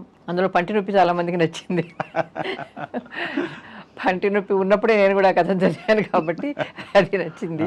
అది చాలా మంచి కథ, మీకు రాసిన కథల్లో చాలా మంచి కథ. ఎందుకంటే చివరి కథల్లో వచ్చే మార్పు. ఈ కథ సందర్భంగా మీరు విమర్శకులు కాబట్టి ఒకటి అడుగుతున్నాను. మామూలుగా మన తెలుగులో విమర్శకులు రాసినప్పుడు థీమ్ అంటే వస్తువు, ప్లాట్ అంటే ఇతివృత్తం, సరే స్టోరీ అంటే స్టోరీ అని మనం మాట్లాడతాం కదా. కానీ కథల్లో ఒకే థీమ్ ఉంటుందా, థీమ్స్ ఉంటాయా? ఎందుకంటే నేను వేరే విశ్వవిద్యాలయాలు, విదేశీ విశ్వవిద్యాలయాల్లో ప్రశ్నపత్రాలు చూసినప్పుడు నాకు ఆశ్చర్యం కలిగించింది. How many themes are there in To Kill a Mockingbird, ఇట్లా ఉంటాయి క్వశ్చన్లు. అంటే థీమ్స్ అనే పదాన్ని వాళ్ళు పాశ్చాత్య సాహిత్యంలో చాలా ఎక్కువ వాడతారు. మనం ఒకటే వస్తువు అన్నట్టుగా వాడతాం. కథ ఒకటే, కానీ వస్తువులు అనేకం రావచ్చు కదా ఒక కథ నుంచి. మీ కథల్లో చాలా వస్తువులు వస్తాయి. ఇందులో కూడా అసందిగ్ధ కర్తవ్యంలో కూడా ముస్లిం అనేసరికి అతను ముస్లింకి ఎందుకు ఇవ్వాలి, మత విద్వేషం అనేది ఒకటి కనిపిస్తుంది అక్కడ. సపరేట్ థీమ్, మీ ప్రధాన కథకు సంబంధించింది కాదు. కానీ ఎందుకు అధికారులు అతనికి ఉద్యోగం ఇవ్వకూడదు అంటారు? ఒక ముస్లింకి ఇస్తావా నువ్వు ప్రమోషన్ అంటారు. ఇంకో థీమ్ అది అసలు ప్రధానమైన కథకు సంబంధించిన థీము. నాటకము, పిల్లకు ప్రైజ్ రాలేదని తల్లి బాధపడ్డము, తల్లి పిల్లల పెంపకము, తండ్రి సంబంధాలు, వేరే వేరే విషయాలు ఉన్నాయి కదా. అందుకని అంటున్నాను కథల్లో థీమ్ ఒకటే ఉంటుందా, అనేక థీమ్స్ ఉంటాయా? ఇప్పుడు మిమ్మల్ని వెంటనే సమాధానం చెప్పని కాదు, ఇట్లా కూడా మనం ఆలోచించాలా అని విమర్శకులుగా. పాయింట్ మీరు అనేది కరెక్టే. ఎందుకంటే ఈ పాశ్చాత్య విమర్శలు ఇవి వస్తాయి. పలానా నవలలో ఇప్పుడు మీరు అన్నట్టుగా అది ఈ కథలో ఏ థీమ్స్ ఉన్నాయి, ఈ నవలలో ఏ థీమ్స్ ఉన్నాయని చెప్పేసి చర్చ వస్తుంది. అయితే ఏంటంటే ప్రధానంగా కథకి ఒకే థీమ్ ఉంటుంది యాక్చువల్గా. అయితే ఆ కథన క్రమంలో, ఆ నెరేటివ్ ప్రాసెస్లో ఆ ప్రధాన థీముకి బలం చేకూర్చే థీమ్స్ ఆనుషంగికంగా వచ్చే అవకాశం ఉంటుంది. అట్లా అన్నమాట. ఇప్పుడు అసందిగ్ధ కర్తవ్యంలో అతని మానసిక సంఘర్షణ, శారీరక బాధ ఉంటుంది, ఎట్ ది సేమ్ శారీరక బాధకు మించినటువంటి మానసిక సంఘర్షణ ఉంటుందన్నమాట. నేను కాన్ఫిడెన్స్ రిపోర్ట్ రాస్తే అతను మా వాటికి ప్రమోషన్ ఇవ్వట్లేదు, ఇందులో ఇంత వివక్ష ఉన్నది, ఇది కరెక్టేనా కాదా, అసలు మెరిట్ అంటే ఏమిటి, అసలు మనిషిగా కర్తవ్యం ఏంటిది. యాక్చువల్గా ఇది ఇమాన్యుయల్ కాంట్ రాసిన ద కేటగిరీ ఇంపరేటివ్ రాసి చదివిన తర్వాత నాకు కథ రాయాలనిపించింది యాక్చువల్లీ. ఎందుకంటే అసలు మనిషి నిర్ణయం ఎలా తీసుకోవాలి, అసలు సరైన నిర్ణయం ఏది ధర్మం, ఏది అధర్మం, ఏది సత్యం, ఏది అసత్యం అనేది కేటగిరికల్ ఇంపరేటివ్లో ఆయన ఇమాన్యుయల్ కాంట్ బాగా చర్చిస్తాడనమాట. మనం ఒక పని వల్ల, ఇతరులు చేసిన పని వల్ల మనకు బాధ కలుగుతుంది అనుకోండి, అలాంటి పని మనం ఇతరులకు చేయకూడదు. ఇది నీతి. అది మహాభారతంలో విదురు నీతిలో అదే ఉంటుంది. దాన్ని మరో రకంగా ఇమాన్యుయల్ కాంట్ చెప్పారు. ది క్రిటిక్ ఆఫ్ ప్యూరిజంలో అదే చెప్తారు అనమాట. అందులో అదే కేటగిరికల్ ఇంపరేటివ్. అసలు మనిషిగా మన కర్తవ్యం ఏంటిది అని అంటే మనం అది పాటించాలి. ఎదుటి వాళ్ళు హాని చేయకుండా ఉండాలంటే ఎలా హాని చేయకూడదంటే వాడు ఏది చేస్తే మనం హానిగా ఫీల్ అవుతామో అది మనం వాడికి చేయకుండా ఉండడమే నీతి, అదే ధర్మము, మనిషికి అది మన కర్తవ్యం అనమాట. సో ఇందులో ఏంటంటే ఇంజనీరు సిఆర్ రాశారు, వాడిని ప్రమోషన్ ఇస్తలేరు. సో దానికి ఎందుకు కారణం అంటే ఇక సమాజంలో ఇవన్నీ ఉన్నాయన్నమాట. కుల వివక్ష ఉన్నది, మత వివక్ష ఉన్నది, ఆశ్రిత పక్షపాతం ఉన్నది, ఇవన్నీ ఉన్నాయి. సో ఇవన్నిటినీ చెప్తూ చివరికి అసలు మనిషి ఆ నాటకం అది అది అది అది ఒక కథలో మళ్ళీ ఉపకథలాగా 2-3 ఎపిసోడ్స్ నాటకం. ఆ నాటకం నీల్ గ్రాంట్ రాసిన ద లాస్ట్ వార్ అనే నాటిక, అది ఏకాంకిక ఒకటి ఉంది, అది నేను చదివాను. ఆ నాటికను ఇందులో పెట్టాలనిపించింది. దీన్ని ప్యారలల్గా అది పెడుతూ నేను తీసుకొచ్చాను అనమాట. సో మీరు అన్నట్టుగా ప్రధాన థీమ్కి ఆనుషంగికంగా మరికొన్ని థీమ్స్ ఒకే కథలో ఉండే అవకాశం ఉంది. మన విమర్శ కూడా అట్లా చేయాలేమో అని, మనం చేయడం లేదేమో అని. విమర్శకులు ఒక పుస్తకాన్ని విమర్శించే క్రమంలో, వివేచించే క్రమంలో ఆ కోణాలు కూడా పరిశీలించాలి నేను అంటాను. అందుకని ఈ కథలో చిన్నప్పుడు తల్లి కొట్టిన దెబ్బకు వచ్చిన పంటి నొప్పి పునరావృతం అవ్వడం, కర్తవ్యాన్ని గుర్తు చేయడం అన్నమాట. చాలా బాగా తీసుకొచ్చారు. ఇది తల్లి ఎందుకు కొట్టింది, తన పంటి నొప్పి ఎందుకు వచ్చింది. సో ఆ పంటి నొప్పి గురించి బాగా నేను ఆ డెంటిస్ట్రీలో ఒక రీడర్స్ డైజెస్ట్లో ఒక ఆర్టికల్ చదివాను అనమాట. ఈ పంటి నొప్పి ఎందుకు వస్తుందని చెప్పి ఒక డెంటిస్ట్ రాశాను అనమాట. నేను పంటి నొప్పి సఫర్ అయ్యాను. ఈ రిజార్ప్షన్ అనే టర్మ్ అక్కడే చూశాను నేను. అది మన డెంటిస్ట్ అల్లే కానీ నేను ఆ రీడర్స్ డైజెస్ట్ వ్యాసంలో చదివాను. రిజార్ప్షన్ అంటారు దాన్ని. చిన్నప్పుడు తాకిన దెబ్బకి అట్లా అవుతుందని అది కథానాయకునికి ఆపాదించి నేను కథ రాశాను. నేను పంటి నొప్పితో సఫర్ అయ్యాను కాబట్టి పంటి నొప్పి బాధ ఎలా ఉంటుందో నేను ఆ యాత్ర నేను అనుభవించాను కాబట్టి పళ్ళ చక్రం గిరిలో తిరుగుతున్నట్టు రక్తంలో ఇనుపరాజను ఉడుకుడు ప్రవహిస్తున్నాడు అవన్నీ పెట్టాను అనమాట. అవన్నీ ఏంటంటే ఆబ్జెక్టివ్ కొరిలేటర్స్ అనమాట పెట్టాను అనమాట. సో ఆ కథ బాగా వచ్చింది. మీరు అన్నట్టుగా ఇప్పుడు థీమ్స్ ఉండే అవకాశం ఉన్నది. ఇప్పుడు మీరు అన్నట్టు టు కిల్ ఏ మకింగ్ బర్డ్, అది హార్పర్లీ రాసిన నవల, అది గొప్ప నవల యాక్చువల్గా. దానిలో ఎన్ని రకాల థీమ్స్ ఉన్నాయి, అందులో వర్ణ వివక్ష, అందులో చైల్డ్ సైకాలజీ గమ్మత్తు. అసలు 6 years ఏజ్ బాలిక దృష్టికొని కథనపడం అనేది అది చాలా విచిత్రం. నాకు ఆశ్చర్యం వేసింది. వాళ్ళు అందులోనూ రేపుని తండ్రి వివరిస్తాడు కూతురికి. అది చాలా గొప్ప విషయం. అది సింపుల్ టర్మ్స్ లోపల ఆ పిల్ల అడగడము, ఇటు చెప్పడము. తర్వాత ఆ నవల ప్రత్యేకత ఏంటంటే 60% నవల వరకు కూడాను మనకేం అర్థం కాదు. దాని కోర్ సబ్జెక్టు 40% తర్వాత ఉంటుంది అనమాట. చాలా మంది మన వాళ్ళు అంటుంటారు, ఏమున్నది పోయి కథ చదివేటప్పుడు 3 pages సరిపోతుందని అనుకుంటారు. అది తప్పు. అది ఆమూలాగ్రం చదివితేనే దాని సారాన్ని, దాని మెరిట్ని మనం పట్టగలం అని నేను అనుకుంటున్నాను. దాని బెస్ట్ ఎగ్జాంపుల్ ఇది, to kill A mocking bird. నేను ఆశ్చర్యపోయినా అంత గొప్ప నవల ఎట్లయిందని చెప్పేసి. నేను ఆసక్తిగా నేను పట్టు విడకు చదువుకుంటూ పోయినాను. 60% తర్వాత నాకు అసలు కోరు బయటపడింది. గొప్ప నవల, గొప్ప సినిమాగాను తీసుకెళ్ళి. అందులో చాలా థీమ్స్ ఉన్నాయి. అదన్నమాట ఆవిడ రాసిన ఏకైక నవల. ఆమె మరొక నవల రాసింది కానీ అది సక్సెస్ కాలేదు. అసలు అది ఆవిడ రాసిన కదా తెలియదట. తర్వాత వచ్చింది కదా, తర్వాత దీనిలో వెలుగులోకి వచ్చింది. అది సరే, గొప్ప నవల అది. సో అట్లా ఇప్పుడు థీమ్స్ అండ్ థీమ్ గురించి నాకు తెలిసిన విషయం మీకు చెప్పాను. అది అదే అంటే మీరైతే కొంచెం స్పష్టత ఇవ్వగలరని అడిగాను. ఇది నన్ను తొలి చేస్తున్న ప్రశ్న కాబట్టి మిమ్మల్ని అడిగాను అలా చేయొచ్చు అనేది. కాకపోతే మీరు రాసిన ఇవి అంటే నిశ్చలన చిత్రం అనే కథ కూడా రాశారు. అంటే మీకు చిత్రకళ మీద కూడా కొంచెం అభినివేశము ఆసక్తి ఉన్నాయా? చెప్తాను. చిత్రకళ మీద నాకు అభినివేశం ఉండదు. నేను చిన్నప్పుడు బొమ్మలు వేసేవాడిని, నాకు డ్రాయింగ్లో ఒక ప్రైజ్ కూడా వచ్చింది. అది అయితే ఫోటోగ్రఫీలో నాకు పరిచయం లేదు. అయితే నేను స్టూడెంట్ లైఫ్లో ఉన్నప్పుడు నాకు తెలిసిన ఫోటోగ్రాఫర్ మిత్రుల దగ్గర సమయం గడిపేవాడిని. ఆ స్టూడియోలో ఫోటో ఎలా తీస్తారు, ఆ కెమెరా అప్పుడు బ్లాక్ అండ్ వైట్ ఫోటోలే, అప్పుడు ఇట్లా ముసుగు వేసి ఇట్లా తీసేవాళ్ళు కదా, ఆ డార్క్ రూమ్లో దాన్ని డెవలప్ చేస్తారో అవి నాకు కొంచెం ప్రాథమిక అవగాహన ఉంది. కాబట్టి నేను అదేంటంటే ఫోటోగ్రఫీతో కొంచెం పరిచయం ఉంది. అంటే నేను ఫోటోగ్రాఫర్ కాదు, ఫోటోగ్రఫీ వృత్తికి సంబంధించిన విషయాలు తెలుసుకున్నాను. తర్వాత నేను ఫోటోగ్రఫీ ఆ కథ రాసే ముందు అసలు ఈ మాదక ద్రవ్యాలకు ఎలా ఎందుకు అలవాటు పడతారు, దాని ప్రభావం ఎలా ఉంటుంది, తర్వాత ఈ ఫోటోగ్రఫీ న్యూడ్ ఫిలిమ్స్ గురించి, న్యూడ్ ఫోటోగ్రఫీ మీద కూడా 2-3 ఆర్టికల్స్ చదివినాను నేను. అది ఎందులోనంటే ఇల్లస్ట్రేటివ్ వీక్లీ ఆఫ్ ఇండియాలో చదివిన తర్వాత నాకు అనిపించింది, అప్పుడు నేను కొందరు విక్టిమ్స్ చూశాను ఈ మాదక ద్రవ్యాలు బలైన వాళ్ళను. మా ఫ్రెండ్ డాక్టర్ ఉన్నాడు, మా చిన్ననాటి మిత్రుడు డాక్టరు, వాడి ఫ్రెండ్ ఒకసారి మాకు చాలా ఆత్మీయుడయ్యాడు. మరోసారి సందర్భం కనబడలేదు. ఏమైంది మీ మిత్రుడు అని అంటే, వాడు చనిపోయాడు అని. ఎందుకు చనిపోయాడంటే ఈ వాజ్ డ్రగ్ అడిక్ట్ అని అన్నాడు. అరే వాడు డాక్టర్ అయింది డ్రగ్ అడిక్ట్ ఎట్లయినాడంటే, వాడు అలవాటు పడ్డాడు చనిపోయాడు అని చెప్పాడు. సో డ్రగ్స్ ఇంత ప్రభావం చూపిస్తాయని చెప్పేసి నేను ఆసక్తిగా ఆ డ్రగ్ అడిక్షన్ గురించి కొన్ని ఆర్టికల్స్ చదివిన తర్వాత ఆ ఫోటోగ్రఫీకి సంబంధించిన కొన్ని అవగాహనతోటి ఆ డ్రగ్ అడిక్షన్ ఉన్నటువంటి కథను ఊహించి నేను ఆ కథ రాశాను. ఆ కథ గమ్మత్తుగా వచ్చింది. ఆ చాలా విచిత్రం. వాకాటి పాండురంగ గారు అదే అడిగారు. నేను కథ సందర్భంలో సభలో కలుసుకున్నప్పుడు, నిశ్చల చిత్రం రాసింది నువ్వే కదనే అని అన్నాడు. నేనే సార్ అన్నాడు. నువ్వు ఫోటోగ్రాఫర్ వా అని అన్నాడు. లేదు సార్ అన్నాను. అరే అలా ఎలా రాయగలిగినావా అని. మీరు కథలు రాసే ముందు పరిశోధన చేస్తారు, అది ముఖ్యమైన విషయం. అది మంచి కథ కూడా. థీమ్ గురించి నేను అన్ని అంశాలు నేను బాగా సాకల్యంగా సేకరించి ఆలోచించి నేను రెలవెంట్గా పేర్చుకుంటూ నేను ఇతివృత్తం నిర్మాణం చేస్తాను. ఇది నా పద్ధతి. అట్లా అదే అందుకే నాకు చదివి నేను కూడా మీరు ఫోటోగ్రాఫర్ పెయింటర్ అనుకున్నారు.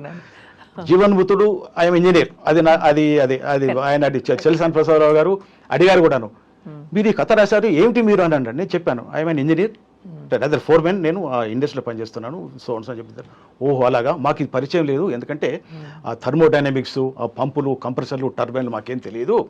సో ఇది రాసిన వ్యక్తి కరెక్టేనా, ఈ అంశాలన్నీ ఆథెంటికేనా, విశ్వసనీయమైన కనుక్కునేది మిమ్మల్ని పిలిపించాము. నన్ను పిలిపించారు, నన్ను విపుల ఆఫీస్ పిలిపించి మీరు ఈ టెక్నికల్ జార్గన్ వాడారు, కథ బాగుంది కానీ మీరు దీన్ని కొంచెం మార్చండి అని చెప్పి ఇచ్చారు. ఆ తర్వాత రీరైజ్ చేశారు. అప్పుడు అడిగారు మీరు ఏంటి, సో అందులో వచ్చిన అంశాలన్నీ అందులో అది రెలవెంట్ అనమాట. ఇక మిగతా కథల్లో పెట్టిన అంశాలన్నీ నా వృత్తికి నా ప్రవృత్తి సంబంధం లేనివైనా కూడాను నేను సేకరించి పరిశోధించి పెట్టిన అంశాలు అనమాట. ఆ కథకు బలం చేకూర్చేందుకు అవన్నీ పెట్టాను అనమాట. ఆ రకంగా కథకు బాగా అది వచ్చింది. ఎందుకంటే మీరు రాసిన కొన్ని కథలైనా ఆ కథల వెనక ఉండే విస్తృతమైన అధ్యయనము తెలుస్తుంది. కానీ కథారూపంలోకి వచ్చేసరికి శిల్పానికి ఏం లోటు ఉండదు. మీరు ఏదో విషయం చెప్తున్నట్టుగా ఉండకుండా అది కథారూపంలోకి బాగా మలుస్తారు. అందుకని కొన్ని కథలైనా గొప్ప కథలు అయ్యాయి మీవి అని అనిపిస్తుంది. మీ కథలు చాలా వాటిల్లో హిందీ పాటల ప్రస్తావన విపరీతంగా వస్తుంది. మొట్టమొదటి కథలోనే జీవన్ సే భరీ తేరీ ఆంఖే మజ్బూర్ కరే జీనే కే లియే, అక్కడి నుంచి మొదలుపెట్టి వహా కౌన్ హై తేరా ముసఫిర్, ఒక చోట అయితే కనుక మత్తు వదలరా నిద్ర చరణము, ఇట్లా వస్తుంటాయి. మీరు పాటలు బాగా వింటారా? పాటల ప్రభావం ఉంటుందా మీ మీద? అవును, నేను పాటలు చాలా ఆసక్తి, నాకు పాటలు చాలా ఇష్టం. హిందీ పాటలు, తెలుగు పాటలు, రఫీ సాంగ్స్, తర్వాత కిషోర్ కుమార్ సాంగ్స్ కానివ్వండి, మహేంద్ర కపూర్ హమ్రాజ్లో పాటలు ఇప్పటికీ నేను వింటాను. అదొకటి. తర్వాత తుమ్ అగర్ సాత్ దేనే కా వాదా కరో, ఆ పాట నాకు బాగా ఇష్టం. తెలుగులో ఘంటసాల పాటలు చాలా ఆసక్తిగా, నాకు చాలా ఇష్టం పాటలు అంటే. నేను ఇప్పుడు తీరికలేదు కానీ నేను మొదట్లో రేడియో ముందు కూర్చొని పాటలు చాలా వినేవాడిని. టేప్ రికార్డులో నాకు ఇష్టమైన క్యాసెట్ పెట్టుకుని పాటలు వినేవాడిని. నాకు బాగా పాటలు వినడం వల్ల ఇంకొకటి ఏంటంటే నాకు 2 రకాల ప్రయోజనాలు. ఇటు మానసిక ఉల్లాసము, తర్వాత తృప్తి, సంతోషంతో పాటు భాష, ఎస్పెషల్లీ తెలుగు పాటల్లో భాష కూడా భాష ప్రావీణ్యత పెంచుకునే అవకాశం కూడా ఉంది. పాత సినిమా పాటల్లో అద్భుతమైన భాష, మల్లీశ్వరి పాటల్లో కానివ్వండి. సో నేను ఆ భాష కోసం కూడా నేను పాటలు మళ్ళీ మళ్ళీ విన్నాను కూడా. సో మొత్తానికి పాటలు నాకు చాలా ఇష్టం కాబట్టి అప్పుడు సందర్భం వచ్చే చోటల్లా నేను నా కథల్లో ఆ పాటలు పెట్టాను సందర్భాన్ని బట్టి. ఆ సంవత్సరంలో హిట్ అయిన పాటలు కూడా అక్కడక్కడ పాటు తబు అజయ్ దేవగన్ సినిమాలో పాట కూడా పెట్టారు. అవునవును. అదే కాబట్టి నేను ఆశ్చర్యపోయాను, ఇలాంటి పాటలు కూడా ఆయన కోట్ చేశారని ఆశ్చర్యపోయాను. అంటే మీరు బాగా రెగ్యులర్గా పాటలు వింటారు? బాగా వింటాను, బాత్రూంలో పాటలు పాడతాను కూడా. ఇక్కడ పాడరు? పాడను. మీ విమర్శ గ్రంథం జిక్చక్రం అయితే ఓ పెద్ద పెన్నిధి అని అనుకోవాలి దాన్ని. అయితే దాన్ని ఎంతమంది అంత బాగా చదివి అర్థం చేసుకోగలిగారు? ఎందుకంటే దానిలో మీరు ప్రస్తావించినవి చూడాలి అంటే ఆ పుస్తకాలకు వెళ్ళాలి అనిపిస్తుంది, మూలాలకి. మీరు చాలా పుస్తకాలని కోట్ చేస్తారు కాబట్టి వాటిలోకి వెళ్ళి చూస్తే తప్ప పూర్తిగా మీ వ్యాసం అర్థం కాదేమో కూడా. అంటే చదువరులను ఇంకా చదువరులుగా చేయడానికి మీరు ప్రయత్నించారు దిక్చక్రం ద్వారా అనిపిస్తుంది. అందులో మాంత్రిక వాస్తవికత మీద దాన్ని 2-3 పేర్లు ఉన్నాయి అనుకోండి, మ్యాజిక్ రియలిజంకి.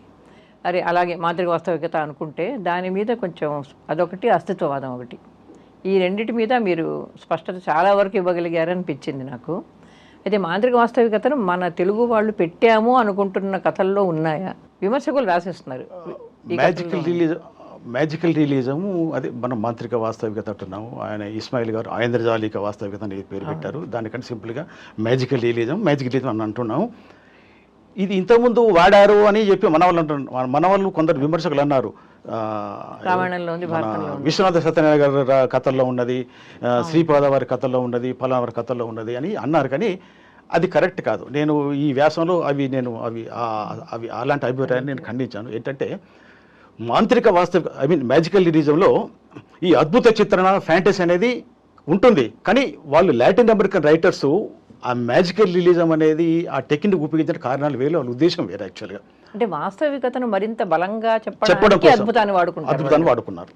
వేరే లోకాన్ని సృష్టించడానికి కాదు, హ్యారీ పాటర్ లోకాన్ని సృష్టించడానికి కాదు. మన వాళ్ళు పారలౌకిక చింతనలు అవన్నీ ఏదో వాస్తవికతే దాని ముఖ్యం. అక్కడ ముఖ్యం మ్యాజిక్ అనేది ఇంకా బాగా వాస్తవికత మనకు ప్రగాఢంగా నాటుకోవడం కోసం వాడేది. మార్క్వెజ్ నవల్ అన్నీ అంతే కదా. మార్క్వెజ్ రచనలు అంతా అంటే వాస్తవికతను బలంగా చెప్పడానికి మాంత్రికతను వాడుకోవడం అనేది అది వాళ్ళు సాధించిన వాస్తవికతకు దూరంగా పోయేది కాదు కదా. సో అందులో ఆయన చాలా చక్కగా ఉపయోగించాడు. అందులో ఆ నవలలో అట్లాగే ఉన్నది, ఆయన కథల్లో అదే ఉన్నది. తర్వాత మన ఇండియన్ రైటరు రాసిన మిడ్ నైట్ చిల్డ్రన్లో కూడాను ఆయన దాదాపు అదే పద్ధతిలో వాడారు. చాలా చిత్రంగా రాశాడు. అంటే దానికి దీనికి చాలా తేడా ఉన్నదనుకోండి.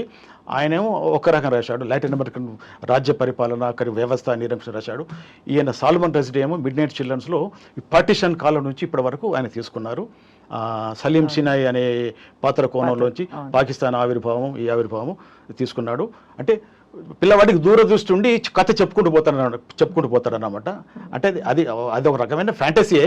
కానీ అతను అంటే దీనివల్ల ఇంకొక ప్రయోజనం ఏంటంటే రచయిత తను నేరుగా చెప్పలేనివి పాత్ర ద్వారా చెప్పచ్చు, డిస్కర్స్గా విమర్శ చేయొచ్చు, సెన్సార్ కత్తెరకు అందకుండా. ఇది దాని వ్యూహం. మన వాళ్ళు నేరుగా ప్రభుత్వం విమర్శిస్తే కత్తెర పెట్టేది చేతలు. ఇప్పుడు వినయ్ కుమార్ సింగ్ గారి పుస్తకాన్ని ప్రభుత్వం 2 ఏళ్ళు ఆపినట్టుగా 2 చాప్టర్లు తీసేయమన్నట్టుగా అట్లా ఉంటుందన్నమాట. సో మ్యాజికల్ రియలిజం అది ఎందుకు పాపులర్ అయిందంటే ఇది అన్నమాట కారణం. అందులో అది వాస్తవికతను మరింత హత్తుకు వెళ్ళి చెప్పేందుకు మ్యాజిక్ అండ్ రియలిజం పక్కనే సహవాసం చేస్తాయి అన్నమాట. అందుకనే మా వ్యాసంలో 3-4 పారాగ్రాఫ్స్ పెట్టాను, అసలు వాస్తవికత ఎలా ఉంటుందని చెప్పాను నేను. అందులో చర్చలు కానీ పిలిపించి అందరినీ ఫైరింగ్ చేస్తాడు అనమాట. అది చాలా దారుణం. అది వాస్తవిక సంఘటన. ఆయన మార్క్వెజ్ చెప్పారు అనమాట. అది ఎలా మీరు పెట్టారనంటే మా తాతగారు చెప్పాడు, మా తాతగారి కాలంలో అది నిజంగా జరిగిన సంఘటన. పోతే ఆ సంఖ్య మాత్రం ఎగ్జాగరేషను. అప్పుడు 20,000 మంది చనిపోయారు. నేను కొంచెం 40,000 పెట్టాను. పెద్ద రైలు బండిలు తీసుకెళ్లి నదులు పారవేస్తారు. అది వాస్తవమే. అయితే ఆ వార్త ఎక్కడ రాకుండా, అది ఏ వార్తాపత్రికలో మాధ్యమం రాకుండా జాగ్రత్తలు తీసుకొని ప్రభుత్వం దాన్ని దాచేసింది. అందుకే తర్వాత తరాల వాళ్ళకు అది తెలియదు అని అంటే అంత నిరంకుశత్వం ఉంది అక్కడ వాళ్ళలో, అక్కడి పరిపాలన, అక్కడి ప్రభుత్వాల్లో. అది చెప్పడం కోసం ఆయన ఆ పని చేశాడు అనమాట, టెక్నిక్ పెట్టాడు అనమాట. ఇక మన వాళ్ళు ఇందులో ఉన్నది అన్నారు. కానీ అది నేను పెద్దవాళ్ళే అన్నారు. అది ఇక నేను వాళ్ళు ఖండించదలుచుకునేది అవగాహన తప్పు. అది కరెక్ట్. మ్యాజికల్ రియలిజం అనేది మన తెలుగు సాహిత్యంలో మన వాళ్ళే రాశారు, ముందే రాశారు అని అంటారు. కానీ అది నేను ఒప్పుకోను, కరెక్ట్ కదా. అది మీరు సమీక్షలు రాస్తున్నప్పుడు కూడా మీ పద్ధతి ముందు 2-3 పారాగ్రాఫ్లు నిజానికి ఆ పుస్తకానికి సంబంధం లేకుండా రాస్తారు. దీని గురించి కూడా ఎవరో విమర్శించారు మిమ్మల్ని. అంటే వేరే విషయాలన్నీ రాసి దానిలోకి నుంచి అసలు విషయంలోకి వస్తారు మీరు. అంటే అక్కడ మీరు వీటికి మీ పరిజ్ఞానం చూపించుకోవడం కోసం అలా రాస్తారా, మీకు ఇంత తెలుసు అని చెప్పుకోవడం కోసం అలా రాస్తారా, లేకపోతే దీని ద్వారా ఒక అదనపు విషయాన్ని చెప్పడం, లేకపోతే placing the text in a context అనే దానికోసం మీరు రాస్తారా? అంటే ఒక ప్రణాళికాబద్ధంగా సమీక్షలన్నీ అలాగే ఉన్నాయి, అందుకు అడుగుతున్నా. ఒక ప్రణాళికలాగా రాస్తారు. ఈ విషయంలో నవీన్ గారు, అంపశయ్య నవీన్ గారు కూడా అన్నారు, ఉపోద్ఘాత సుదీర్ఘంగా ఉపోద్ఘాత తర్వాత వ్యాసం రాస్తారు, సరే ఆయన పద్ధతి అని చెప్పి ఆయన సింపుల్గా ఒకసారి అన్నారు. ఇంకో కొందరేమో ఆయన పాండిత్య ప్రదర్శన కోసం అవన్నీ పెడుతుంటారని కొందరు అన్నారు. కానీ ఈ విషయంలో విహారీ గారు చక్కగా చెప్పారు. నా ఇంటెన్షన్ ఆయన పట్టుకున్నారు. నేను ఏంటంటే ఒక ఇంటెలెక్చువల్ అటు పాఠకుణ్ణి ఇప్పుడు నేను చెప్తున్న అంశం గురించిన పర్యావరణంలోకి ముందు ఒక ఇంటెలెక్చువల్ ప్లాట్ఫామ్ సృష్టించి దాని మీదకి నేను పాఠకుని తీసుకొస్తాను. దానివల్ల ఏంటంటే సో అది పాఠకునికి అది బాగా అది బాగా అట్రాక్ట్ అవుతుంది. తర్వాత అందులోకి సబ్జెక్టులోకి ప్రవేశించడానికి ఈజీగా ఉంటుంది నా ఉద్దేశం అన్నమాట. అట్లా అన్నమాట. లేదు, నాకు నచ్చింది, అది వేరే విషయం చెప్తున్నా. ఇలాంటి దాని కొందరు అనవసర ప్రస్తావనలు, ఇంత పెద్ద వ్యాసం బదులు అవన్నీ తీసేస్తే అది 2 పేజీలు అవుతుంది, ఈయన అనవసరంగా 4 పేజీలు రాశాడు ఉపోద్ఘాతం పెట్టి అని అంటారు. కానీ కావచ్చు, అది నేను కట్టే కొట్టే తెచ్చే పద్ధతులు నాకు ఇష్టం ఉండదు. నేను నేరుగా ఆ సబ్జెక్ట్ గురించి వేరే విషయాలు ప్రస్తావించి పాఠకుని ఒక ఇంటెలెక్చువల్ ప్లాట్ఫామ్ తీసుకొచ్చి ఒక కాంటెక్స్ట్, ఒక రెలవెంట్ కాంటెక్స్ట్ సృష్టించి అందులో వచ్చి నేను పాఠకుని తీసుకొస్తాను. అప్పుడు విషయం చెప్తూ పోతాను అన్నమాట. ఇది చాలామందికి నచ్చింది, కొందరికి నచ్చలేదు. నచ్చకపోవడం వల్ల అలాంటి విమర్శ కూడా చేశారు. నేను ఏ రకమైన విమర్శ నేనేమన్నాను, ఎందుకంటే ఎవరి అభిప్రాయం వాళ్ళు అంతే అన్నమాట. నేనేమన్నాను, ఎందుకంటే మరి అన్న వాళ్ళందరూ గొప్పవాళ్ళు, పెద్దవాళ్ళు నాకంటే. నేను చాలా చిన్నవాడిని వాళ్ళతో పోలిస్తే. విహారీ గారు చాలా బాగా చెప్పారు, అందులో పునాసలో రాశారు విహారీ గారు. ఇది బాగా నప్పింది ఈ పద్ధతి అని ఆయన అన్నారు. అది పద్ధతి. ఇంకొకటి, మీరు కొంతమంది గురించి రాస్తున్నప్పుడు సమీక్ష, ముఖ్యంగా కవులను పరిచయం చేస్తూ రాస్తున్న సమీక్షల్లో మీరు వాళ్ళు రాయని విషయాలకు మీరు విమర్శించారు. ఇది నాకు ఎప్పుడు కొంతమంది విమర్శకులు, మీరే కాదు చాలామంది చేస్తారు. అది ఏనుగు నరసింహారెడ్డి కవిత్వాన్ని విమర్శిస్తూ రాసిన పుస్తకంలో సరే మంచి అంతా చెప్పారు. తర్వాత ఈయన కొన్ని సబ్జెక్టులు తీసుకోలేదు, ఎందుకు తీసుకోలేదు అని ప్రశ్న వేశారు. మనం విమర్శకులుగా ఆ పని చేయడం అవసరమా? రాసిన దాన్ని విమర్శించడమా, దానిలో మంచి చెడు రాయడమా, లేకపోతే రాయని వాటి గురించి మనం ప్రశ్నించవచ్చా విమర్శకులుగా? ఇప్పుడు శ్రీశ్రీ ఆడవాళ్ళ గురించి రాయలేదని పెద్ద గోల అప్పుడు ఫెమినిస్ట్ ఉద్యమం జరుగుతున్నప్పుడు, దాన్ని మనం అడగాల అని విమర్శకులు. అయితే నిజానికి ఒక సబ్జెక్టు మీద విమర్శ రాస్తున్నప్పుడు, విమర్శ చేస్తున్నప్పుడు అందులో లేని అంశాలు మనం ప్రస్తావించకూడదు, అది వాస్తవమే. అయితే నేను ఎందుకు పెట్టానంటే, ఇప్పుడు అంటే చాలామంది కవుల మీద, మేధావుల మీద ఉన్నట్టు నా ఆరోపణ అది ఏంటంటే, ఇప్పుడు వీళ్ళంతా పెద్ద కవులు, పేరు మోసిన కవులు, ప్రధాన స్రవంతులు, ముందు వరుసలో కూర్చునే కవులు, కానీ మన కళ్ళ ముందు జరుగుతున్న కొన్ని ఘాతకాల గురించి ఎందుకు స్పందించరు అని నేను చాలా సందర్భాల్లో అన్నాను కూడాను. అంటే అందరూ అన్నిటికీ స్పందించాలని లేదు. కాబట్టి ఏంటంటే అది జనరల్గా సో వీళ్ళు వీళ్ళు 360 డిగ్రీస్లో విషయాల్ని పరిశీలిస్తారే, మరి ఇవెందుకు ఇగ్నోర్ చేస్తారు? అంటే వీళ్ళకు పొయిటిక్ లైసెన్స్ అనుకుంటున్నారా? అంటే కావాలని, అంటే వ్యాంటన్ ఇగ్నోరెన్స్ అన్నమాట ఇది. సో అది నాకు నచ్చదు. మనం అన్ని విషయాలకు స్పందించాలి. అయితే స్పందించకపోవడం అనేది అది రచయిత ఇష్టం, స్పందించవచ్చు, స్పందించకపోవచ్చు. ఎన్కౌంటర్స్ మీద స్పందించాలని కానీ, ప్రభుత్వ విధానాలు విమర్శించాలని చెప్పి అది వాళ్ళు ఖచ్చితంగా వాళ్ళకు ఉంటాయి. మనం వీ కెనాట్ ఇంపోజ్. కానీ వాళ్ళు ఇంత పరిజ్ఞానం ఉన్న వాళ్ళు, ఇన్ని చెప్పేవాళ్ళు, ఇంత పరిశీలన పట్టిమ ఉన్నవాళ్ళు వీటిని ఎందుకు తృణీకరిసి, వీటిని ఎందుకు పట్టించుకోవటని చెప్పేసి అది నా వ్యక్తిగత ఆరోపణ అని నేను అందులో చెప్పాను. అయితే విమర్శలు అలాంటివి ఉండకూడదు, నేను ఒప్పుకుంటాను, అవసరం లేదు యాక్చువల్గా. కానీ నేను కొన్ని చెప్పాలనిపించి చెప్పాను అన్నమాట. ఇంకోటి, మీరు ఎవరిని పూర్తిగా ప్రశంసించడమేనా ఒక్కటి కూడా చూడలేదు ఇప్పటివరకు నేను. వాళ్ళు మంచంతా మెచ్చుకుంటారు, సహేతుకంగా మెచ్చుకుంటారు, నచ్చనివి కూడా సహేతుకంగానే విమర్శిస్తారు, తప్పకుండా లోపాలు చెప్తారు మీరు. దానివల్ల మీకు రచయితలు, కవుల నుంచి స్పందనలు ఎట్లా వచ్చాయి? మిశ్రమ స్పందనలు. కొందరు ఏంటంటే బాగా రాశారు కానీ మీరు చివరికి మళ్ళా ఏదో అన్నారు సార్ అని చెప్పి కొందరు వచ్చుకున్నారు, అట్లా ఉండదు. కొందరేమో చాలా బ్యాలెన్స్డ్గా రాశారండి, బాగున్నదని అన్నారు.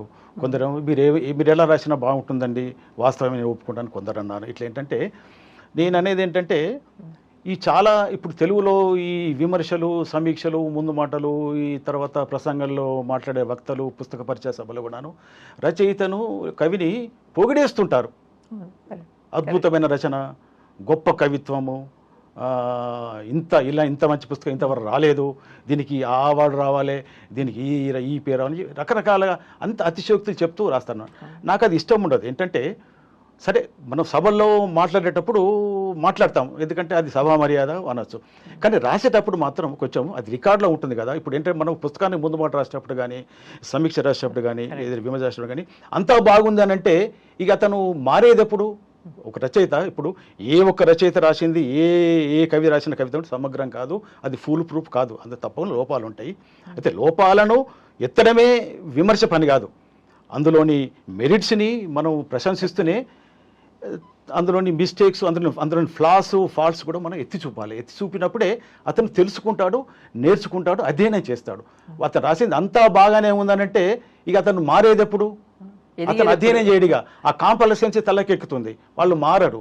అది నాకు ఇష్టం. చాలామంది తెలుగు సాహిత్యంలో చాలామంది కవులు, రచయితలకు ఈ మన మన మన మన మేధావులు, మన పీఠాధిపతులు ఇచ్చిన కితాబుల వల్లనే వాళ్ళకు హాని జరిగింది. వాళ్ళు ఎదగడం లేదు. ఒప్పుకుంటా. అరే పలానా ఆయన నా కవిత్వం గొప్పదన్నాడు, నా కథల పుస్తకం అద్భుతమైన కథల పుస్తకం అన్నాడు, ఇక నేను చదివేది ఏమున్నది అని చెప్పేసి ఆయన చాలా ఇదైపోతున్నాడు. ఇట్లా ఉంటాయన్నమాట వాళ్ళే. అది హాని చేసి తెలుగు హాని చేస్తున్నది. అది నాకు నచ్చదు. కాబట్టి నేను నా రచనల్లో, నా విమర్శల్లో, నా సమీక్షల్లో కానివ్వండి, నేను అందులోని మెరిట్స్ మెచ్చుకుంటూనే ఇట్లా కాకుండా ఉంటే ఇట్లా ఉంటుందని చెప్పి నేను చేస్తాను. మొన్న నల్ల పద్యం కిషన్ మీద రాశాను. ఆయన నా మిత్రుడు, సార్ మీరు రాస్తేనే బాగుంటుంది, మరి నా పద్ధతి నీకు తెలుసు కదనే మరి అంటే, ఆయన పర్లేదు సార్ మీరు రాయండి అని అన్నాడు. నేను రాశాను, బ్యాలెన్స్గా రాశాను. అందులో కొన్ని పాయింట్స్ అవి ఉండకుండా ఉంటే బాగుండేది. కొన్ని పోయమ్స్ తీసేసిన పర్వాలేదు. అందులో కొన్ని రకాల ఆప్షన్స్ వదిలించుకోవాలని చెప్పేసి నేను అన్నాను. మెరిట్స్ మెచ్చుకున్నాను, అతను సంతోషించాడు. సో అదొక్క కోణం. అయితే నేను మీరు ఏ ఒక్క రచనని నేను సంపూర్ణంగా ప్రశంసించలేదు అని కొందరు అన్నారు. మీరు అన్నట్టుగా నేను సంపూర్ణంగా బ్లైండ్గా నేను సమర్థించాను, ప్రశంసించాను. నేను అందులో లోపాలు కూడా ఎత్తి చూపుతాను. అది నా నైజము. దానికి అంగీకరించే వాళ్ళే నన్ను అప్రోచ్ అవుతారు, రాయించుకుంటారు. అలాంటి వాళ్ళకి నేను రాస్తాను. అట్లా అన్నమాట. మీరు ఒక చోట ఒక మాట అన్నారు, చివరిగా అడుగుతున్నా, మీకు ఇష్టమైన రచయితలు మీద మీరు రాయనే లేదని ఒక చోట ఎక్కడో అన్నారన్నమాట. ఎవరు వాళ్ళు, మీరు ఎందుకు రాయలేదు, ఇకపైన రాస్తారా? రాస్తాను. మునిపల్లె రాజు గారు ఎందుకో ఆయనకు నేనంటే బాగా వాత్సల్యం. చాలా సభలు కలిశాము. ఆయన చివరి పుస్తకం ఆయన వేశారు. దాని మీద నాకు పంపించి 2 సార్లు గుర్తు, నా పుస్తకం చదివా బాబు అని. చదివాను సార్ అన్నాను. తర్వాత ఒక పత్రికాధిపతి చేత అడిగిచ్చారు, సార్ మీరు ఆయన పుస్తకం మీకు ఇచ్చారట, దాని మీద ఒక విపులమైన సమీక్ష రాలేదు, మీరు రాయకూడదా అని అన్నారు. అంటే నేను ఇక రాసే వ్యవధి లేకపోయింది, రాయలేకపోయినాను. సో అంతలో ఆయన పోయారు. ఆ తర్వాత నాకు అనిపించింది, పాపం ఆయన ఆ పెద్ద మనిషి పుస్తకం మీద something I should have return అని నాకు అనిపించింది. మీరు ఈ సంవత్సరం రాస్తే బాగుంటుంది, ఆయన శత జయంతి ఈ సంవత్సరం. ఓహోహో, మునిపల్లి రాజు గారి శత జయంతి. అలాగా? అందుకని ఇప్పుడు రాస్తే నేను పరిశీలిస్తాను. ఆయన ఒకరు. తర్వాత శశిశ్రీ చిరియగ్రేకకు ప్రైజ్ డిక్లేర్ చేసి నా కథ లేట్గా పోయినా కూడాను దాన్ని జడ్జికి పంపించి నన్ను అభిమానించి కడపకు పిలిపించి సన్మానం చేసి నాకు ప్రైజ్ ఇచ్చారు. సో నేనంటే ఆయన బాగా గౌరవం, చాలా ప్రేమ. ఆయన కూడా రాతి పూలు అనే పుస్తకం పంపి 2 సార్లు గుర్తు చేశారు, సార్ మీరు రాయాలి అని అంటే రాస్తాను అన్నాను. అప్పుడు నేను ఎందుకు రాయలేకపోయాను. నాకు ఈ ఇద్దరు వ్యక్తుల మీద ఏమి రాయలేకపోయానని నాకు ఇప్పటికీ నాకు వెళ్తే నన్ను బాధిస్తుంది. రావిశాస్త్రి ఇష్టం అన్నారు కదా, రావిశాస్త్రి మీద రాశారా? మరి రావిశాస్త్రి మీద నేను రాయలేకపోయాను. ఎందుకంటే ఒకటి కారణం ఏంటంటే ఆయన మీద చాలా వచ్చింది, చాలా మంది రాశారు, గొప్ప వాళ్ళు రాశారు. ఇక నేను మళ్ళీ కొత్త కోణంలోనే రాసేదేం లేదు అని చెప్పి అనిపించి నేను డ్రాప్ అయ్యాను. అంతే తప్ప నేను రాయలేక కాదు, నాకు రాయడం ఇష్టం లేక కాదనమాట. ఎందుకంటే చాలా ఆయన మీద ఆయన సమగ్ర సాహిత్యం వచ్చింది. ఆయన సాహిత్యాన్ని సమగ్ర కోణాలు చాలా విపులంగా అన్ని కోణాల నుంచి విశ్లేషించారు, వివేచించారు, విమర్శించారు. కాబట్టి నేను అదనంగా చేసే చేర్పు ఏమి ఉండదు అని చెప్పి నేను రాయలేదు. అంతే తప్ప వేరే కారణం ఏమీ లేదు. మీరు కథలు ఇంకా రాయాలని అనుకుంటున్నారా, లేకపోతే ఆపేసాను అనుకుంటున్నా? రాస్తానండి తప్పకుండా. నేను నాకు రోజు నాకు అదే, నాకు నేను 4 o'clock మెలకు రాగానే అరే నేను నేను ఎందుకు రాయలేకపోతున్నా, బేసికలీ ఐ క్రియేటివ్ రైటర్. ఆ తర్వాత నేను ట్రాన్స్లేటర్ను, క్రిటిక్ను. నాకు రచయితగానే నాకు పేరున్నది తెలుగు సాహిత్యంలో. నేను రచయితగానే పరిచయం. నేను రాయడం ఆగిపోతే ఎట్లా అని చెప్పేసి, ఆపేస్తే ఎలా అని చెప్పేసి ఆ బాధ నాకు ఎప్పుడూ ఉంటుంది. నాకు పొద్దున లేవగానే నాకు అదే ఆలోచన వస్తుంది. కానీ నాకున్నటువంటి ఈ వ్యక్తిగత ఒత్తిళ్ళు, ఈ పనులు, ఈ ఆర్థిక బాధల వల్ల నేను రాయలేకపోతున్నాను. రాయడానికి బోల్డెన్ థీమ్స్ నా బుర్రలో ఉన్నాయి. కొన్ని కథలు అసంపూర్తిగా పక్కన పడేశాను, పూర్తి చేయలేక. చేస్తాను త్వరలోనే. నేను కొన్ని పనులన్నీ అయిన తర్వాత తీరిక చేసుకొని త్వరలోనే మళ్ళీ ఒక వాల్యూమ్ వేస్తాను. అంతకంటే ముందు ఒక నవల రాయాలనుకుంటున్నాను. నవలకు కావాల్సిన సామాగ్రి కూడా నా బుర్రలో ఉన్నది. దాన్ని ఒక 3-4 నెలలు కూర్చొని నేను నవల. నేను ఆ ప్రశ్న అడుగుదాం అనుకున్న తర్వాత, మీరు నవలలు విపరీతంగా చదివారు. ప్రపంచ సాహిత్యంలో చాలా నవలల్ని మీరు కోట్ చేస్తుంటారు కూడా మీ వ్యాసాల్లో. మీరెందుకు నవల రాయలేదు అని అడుగుదాం అనుకున్నాను. రాస్తాను. అది నా చిరకాల వాంఛ. తప్పకుండా నవల రాస్తాను. సదాశివరావు గారు అదే అడిగినారు, ఎవరెవరో రాస్తున్నారు, ఏదో నవల రాస్తున్నారు, నేను ఎందుకు రాయవయ్యా బాబు అని చెప్పి ఆయన చాలాసార్లు నన్ను మందలిచ్చారు కూడాను, చాలామంది గుర్తు చేశారు కూడాను. నేను తప్పకుండా నవల రాస్తాను. త్వరలోనే నేను మరొక వాల్యూమ్ కథల పుస్తకం వేస్తాను. ఆ తర్వాత నవల కూడా వేస్తానమ్మా. నెక్స్ట్ ఇయర్ తప్పకుండా నేను ఇవి చేస్తాను. చాలా సంతోషం సార్. ఎందుకంటే మీరు ఒక కథకుడు, ఒక మంచి విమర్శకుడు కావడం, తన కథలను గురించి తను విపులంగా చెప్పుకోగలగడం, అది కొంచెం అరుదైన విషయం కాబట్టి, అందువల్ల మీరు చాలా అంటే నిశ్చితమైన దృష్టితో చాలా మంచి విషయాలు నాకు, నా ప్రేక్షకులకు కూడా చెప్పారు. నమస్కారం అండి. నమస్కారం అమ్మా. ధన్యవాదాలు. Thank you.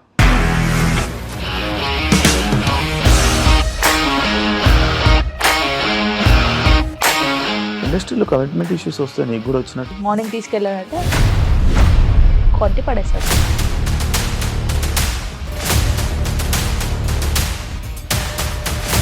ఒక్కళ్ళు కూడా చూడలేదు ఈ సినిమా అని చెప్పడానికి కూడా చాలా ధైర్యం కావాలి. అది నిజం కదా, దాంట్లో ధైర్యం ఏంటి? ఇది నెక్స్ట్ డే ప్లేట్ మార్చేస్తే తప్పు కదా. As of now we're comfortable this అని నేను అనుకుంటున్నాను. రష్మిక గారిది మీది ఒకే ఊరు అంట కదా? నీకు కోపం వచ్చిందంటే బాగా తిట్టేత్తరా? తిట్టేద్దామండి. నిజంగా గేమ్ ని ఎలా చేంజ్ చేయగలిగారు? ఏపీఎస్ఎఫ్సి వాళ్ళకి 6 నెలల్లో నేను 6 లక్షలు కట్టా. బిజినెస్ చేయాలనుకుంటే it is as difficult as riding a tiger.